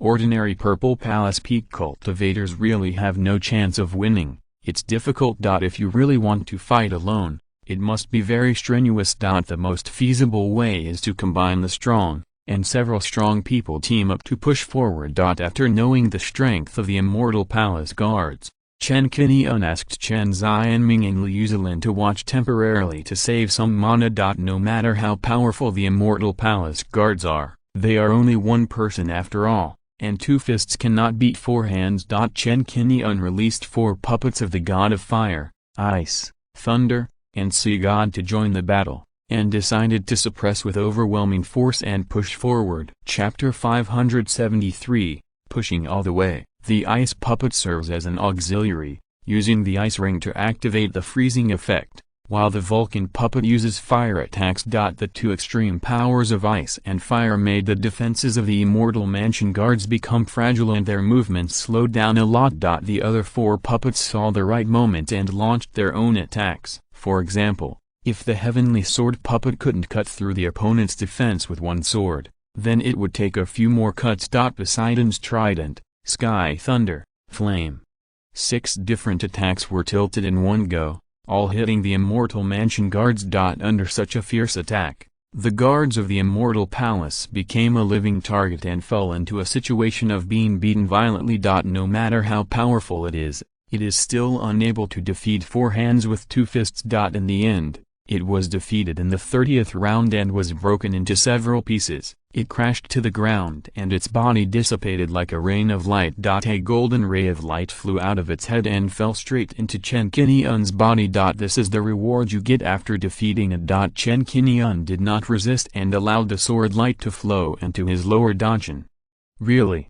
Feeling the usefulness of this golden light, Chen Qingyun suddenly felt enlightened and immediately sat down cross-legged and entered a state of cultivation. Similar to the Phantom Beast True Spirit, this ray of reward obtained after killing the guards of the Immortal Palace can quickly restore mana, and incidentally has the effect of improving the strength of a Zaifu monk.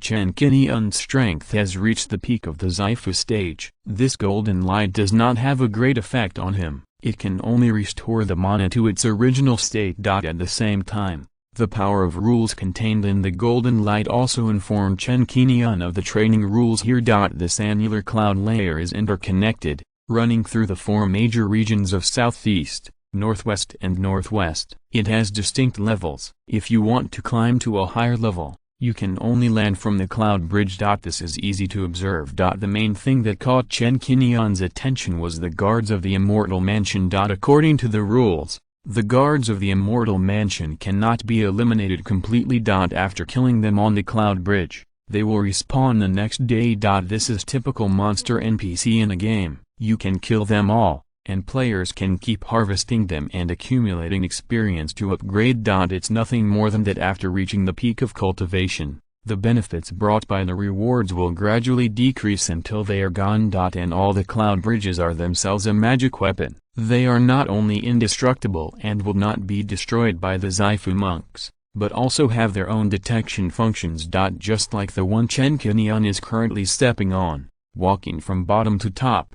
As long as he steps on the cloud bridge area, even a millimeter can trigger the guards of the Immortal Mansion. If you don't want to fight, if you are tired and want to take a rest, recover your health, etc., just exit the cloud bridge area, and the Immortal Mansion guards will not attack again. And the most important point, that is to walk from the high clouds to the low clouds, so that the immortal guards will not be triggered. If you go up, it will trigger them. If you go back, you don't have to fight them at all. If you want to kill monsters, kill 50 or 100 monsters. Once you get down, just go up. The premise is that you have the strength, otherwise don't seek death.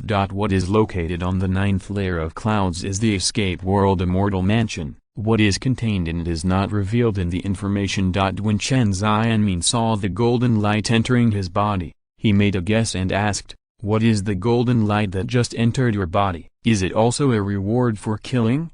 Liu Zilin looked at Chen Qingyun, also very curious. Due to the limited information they had, they did not know in advance what they would gain by killing the guards of the Immortal Mansion. The monks who have been able to reach this point in the past, after killing the guards of the Immortal Mansion, will not disclose the secrets here to the public, and will treat them as secrets. Chen Qingyun explained the magical use of golden light and the rules here, which made Chen Xianmin and Liu Zilin's eyes brighten. Being able to directly improve your cultivation level is quite a gain. I originally thought that these immortal guards would be a powerful obstacle, and I thought that the fewer the better. It would be nice if they could be circumvented. Now it seems that this is a benefit. Zilin, in the future, maybe we can help you break through to the peak of Zaifu.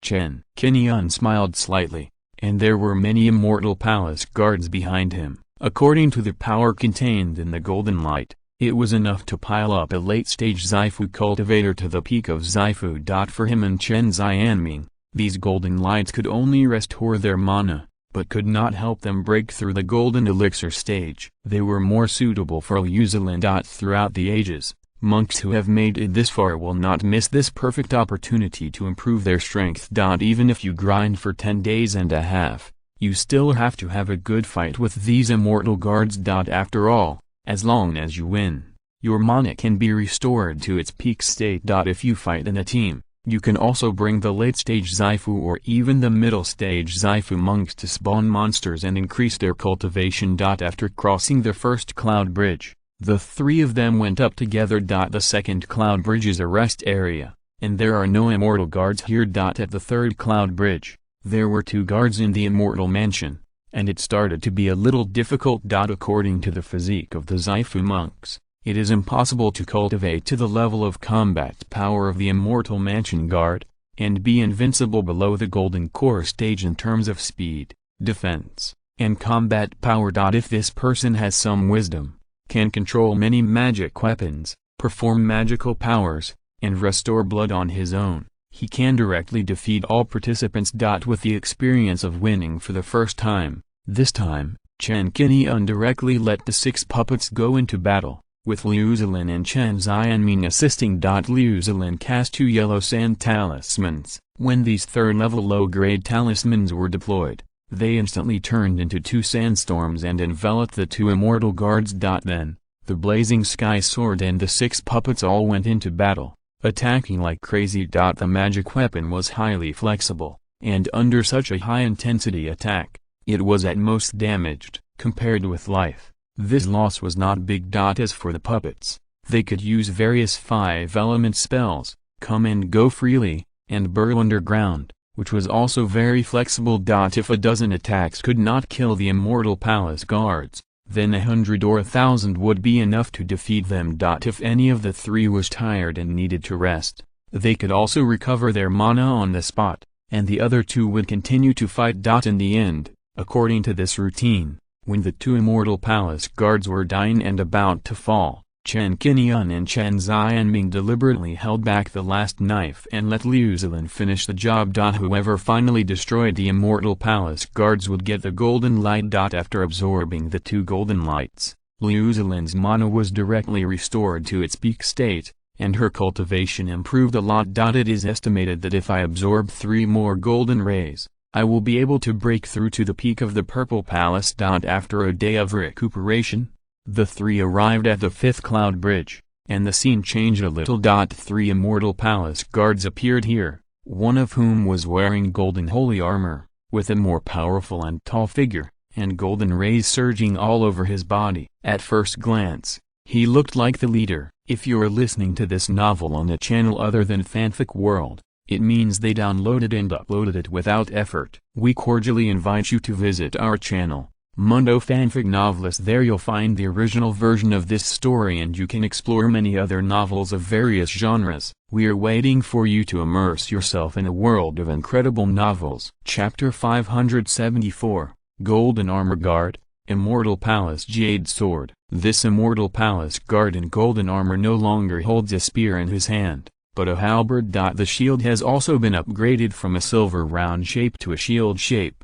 with mysterious patterns on it, which looks obscure and full of thickness. There are 2 types of Immortal Palace guards, one is silver armor and the other is gold armor. The gold armor is the strongest of these 2 types of guards, on the basis of reaching the peak of the Purple Palace in speed, defense, and strength. It also has the ability to cast spells. The silver armor Immortal Palace guard can only cast body spells at most, and the rest of the attack spells are not at all. As for this golden armor, whether it is easy to deal with, you will know after trying. According to Jizun and Bai Yining, the key to enter the abyss crack is on this 5th cloud bridge. The 3 looked and found that at the end of the cloud bridge, there was a white stone platform standing. On the stone platform, there is a small sword made of sheep fat, only 1.5 feet long, with a restrained light, looking quite delicate. This is the key that can be carried with you to safely enter the cracks of the abyss and protect yourself. There is a fairy jade sword on the 5th cloud bridge,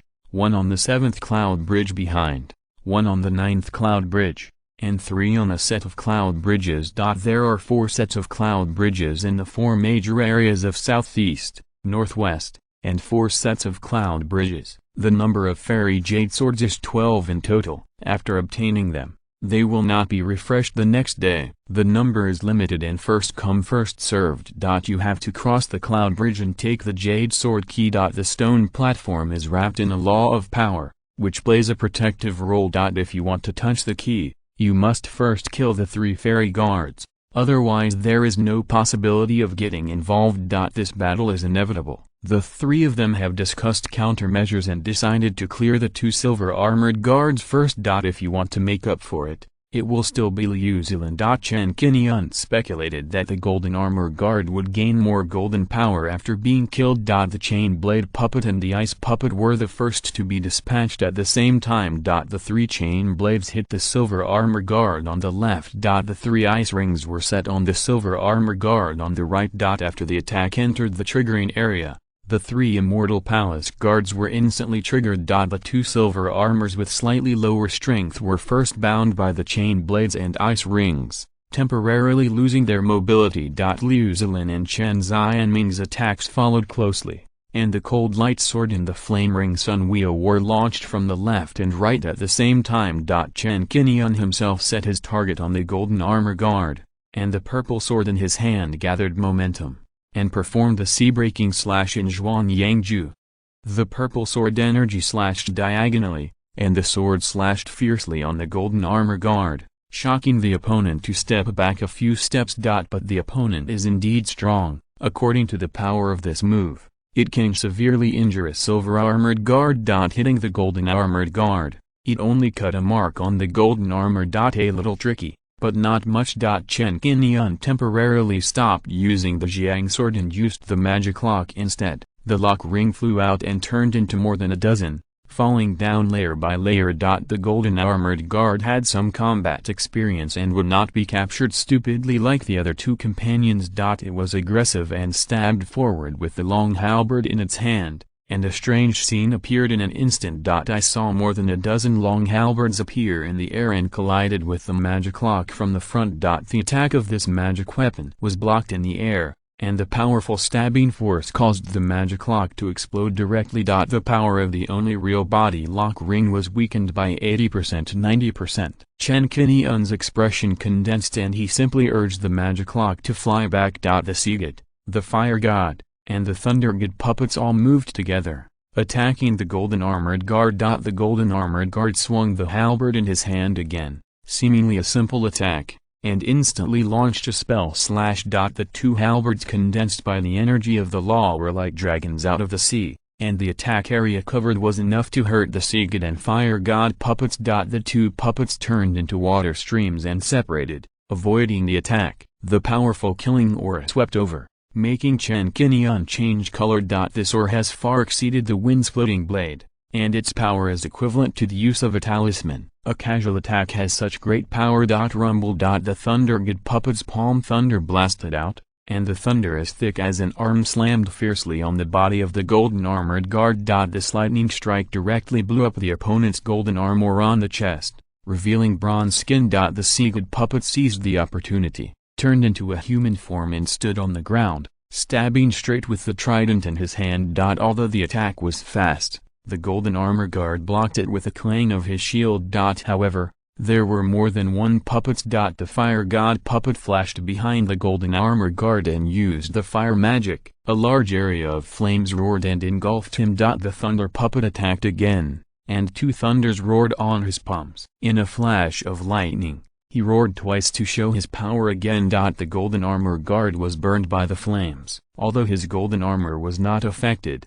his body was hot all over, and bursts of black smoke rose from his body. 1 thunder was blocked by it with its shield, and another hit its body. It staggered on the spot. The 5 puppets found the right opportunity and rushed to kill, each playing its own characteristics and suppressing with the advantage of numbers. At this time, the 2 silver armor guards were solved one after another. Liu Zilin made up for it in time, and 2 golden rays flew into her body. After obtaining the power of golden light, Liu Zilin was not in a hurry to refine it, but stood beside Chen Qingyun to assist him. With the 3 flame fan in hand, Liu Zilin waved her hand, and the power of fire surged. A large amount of flames roared and swept, and then, with the blessing of the wind power, they quickly covered the golden armor guards. Almost at the same time, Chen Xianming also freed his hands, and the ring-shaped sun wheel flew out and joined the battle. The 3 of them joined forces to make it difficult for the golden armor guards to resist. They were hit by the attacks one after another,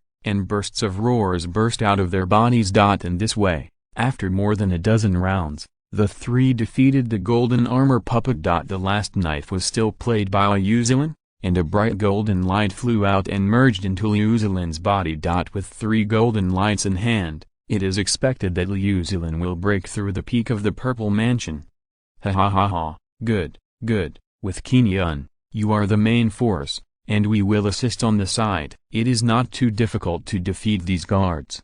After winning, Chen Xianmin laughed. After several battles, the puppets have repeatedly made meritorious deeds and pushed all the way. There will be no big problem to win the battle behind. Chen Qingyun stepped forward and stopped at the stone platform. As the 3 guards were killed, the power of the law protecting the stone platform dissipated, and Chen Qingyun reached out and picked up the jade sword and put it into the storage bag. The first jade sword was obtained. After the battle, the 3 of them rested on the spot and began to recover their mana.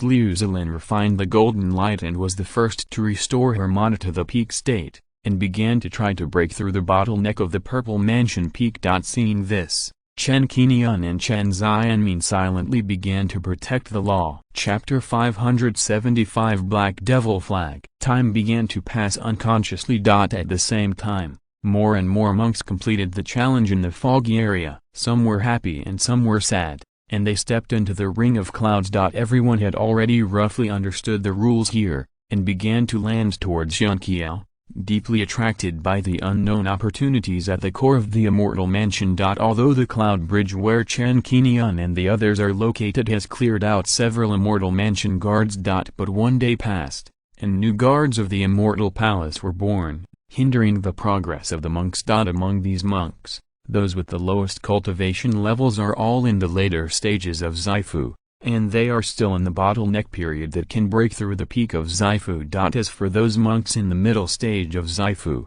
even if they passed through the outer periphery and the 5 elements spiritual realm, they were either used as cannon fodder and were buried in the foggy area because of their low strength. Or, after experiencing the dangers of the foggy area, in order to save their lives, they reluctantly retreated to the 5 elements spiritual realm area, where they could only gain experience. Let's go back here and wait for the monks to return. Don't you think the Oriole is behind, picking up bargains and encountering some adventures or something? Among them, there are also unlucky people who are chased by void spirits and are so desperate that they cannot find any monks around to help them. In the end, they can only grit their teeth and run into the cracks of the abyss. Entering the demon god swamp without a key to protect your body, you will soon be torn into pieces by the turbulent flow of space. Entering the valley of the wind, the same thing happens. No corpses will be left behind. Ring-shaped clouds. Ha ha ha, I never thought that I, Diane, could reach here. To the west of the ring-shaped clouds, Diane was in a mess, ignoring the state of his 6 fellow disciples, with a look of resentment on his face and gritted teeth. Zhong Yingxing, you bitch, when I break through, I will kill you.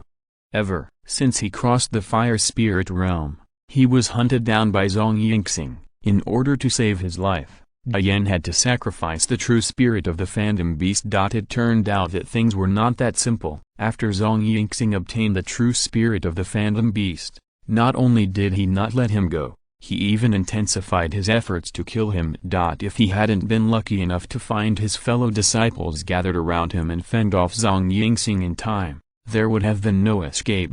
For example, when it came to rescuing Jian, 2 of his 6 fellow disciples actually had no intention of helping. It was just a coincidence and they were preparing to gather people to cross the foggy area together. Jian arrived just in time, so he joined the team just in time.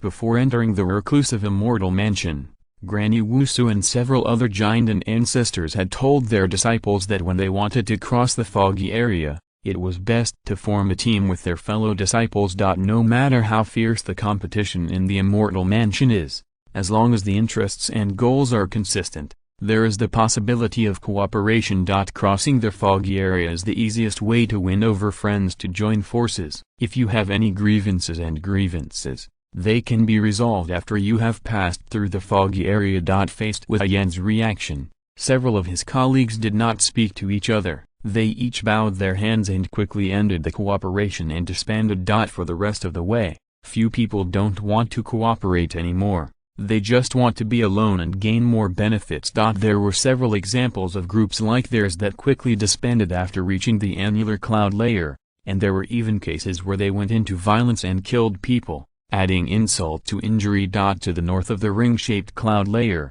Linxai, Zhong Yingxing, Taoist Hongrai, and even 4 casual cultivators, a group of 7 people, arrived here and immediately set up camp. Zhong Yingxing, an experienced Hongrai Taoist, realized that continuing to go with Linxai would inevitably lead to internal strife, so he left early. The remaining 4 casual cultivators, 3 at the top of the Zaifu, and 1 at the late stage of the Zaifu, looked at each other and suddenly launched an attack on Linxai, hoping to divide the treasures on this woman's body. Linxai was so cunning. She had escaped from Chen Qingyun's hands and had expected this scene. If you want to kill me, it depends on whether you have the ability. Linxai acted decisively and took out a black flag talisman. With a wave of the black flag, a huge dark demon rushed out, like the sky and the earth. It opened its huge mouth and sucked in suddenly, swallowing up a casual cultivator in an instant. In the team of 4, 1 person was swallowed into the mouth by the dark demon. Black fire erupted from his body, and was dissolved into fly ash. Talisman. Talisman. The other 3 casual cultivators were shocked. They did not expect that Linxai actually had a talisman in his hand. When fighting against the 8-headed void spirit in the fog, Linxai once used a bracelet talisman to release the black demon phoenix to show off its power. Then he saw with his own eyes that the power of the bracelet talisman was exhausted and no longer had any deterrent effect. Only then did he come up with the idea of joining forces. The witch on this magical island really hides her secrets. Which you hide so deeply? The casual cultivator with a hooked nose and a long face gritted his teeth and held a large cauldron in front of him as a defense to prevent himself from getting hit. The other 2 casual cultivators looked at each other and had no intention of fighting anymore. They immediately turned into frightened birds and ran away separately. Seeing that the team's strength was suddenly reduced and the 2 companions fled, the hook-nosed casual cultivator's expression darkened and he wanted to curse. Damn it!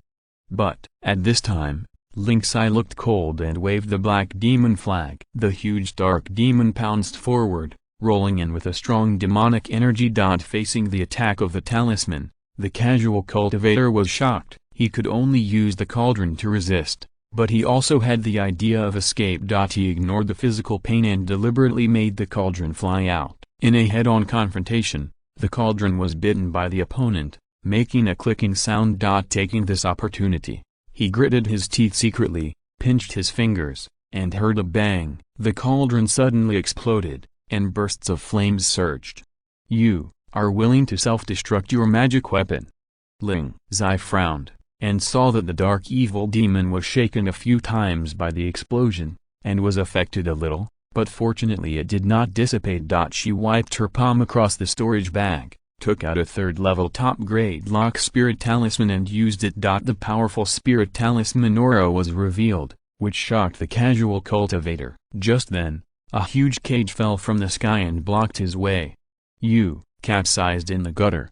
With Linxai's voice, there was no suspense in this battle. The hook-nosed casual cultivator had already consumed 30% to 40% of his magic power, and had not yet recovered. He did not have many pills on him, and was just about to kill Linxai to replenish his resources. As a result, he failed to steal the chicken and lost the rice, and buried himself here. After all his calculations, he had never thought that Linxai had another talisman in his hand, a 3rd-level high-quality talisman. If he knew that Linxai had more than that, he would have been careful and cautious.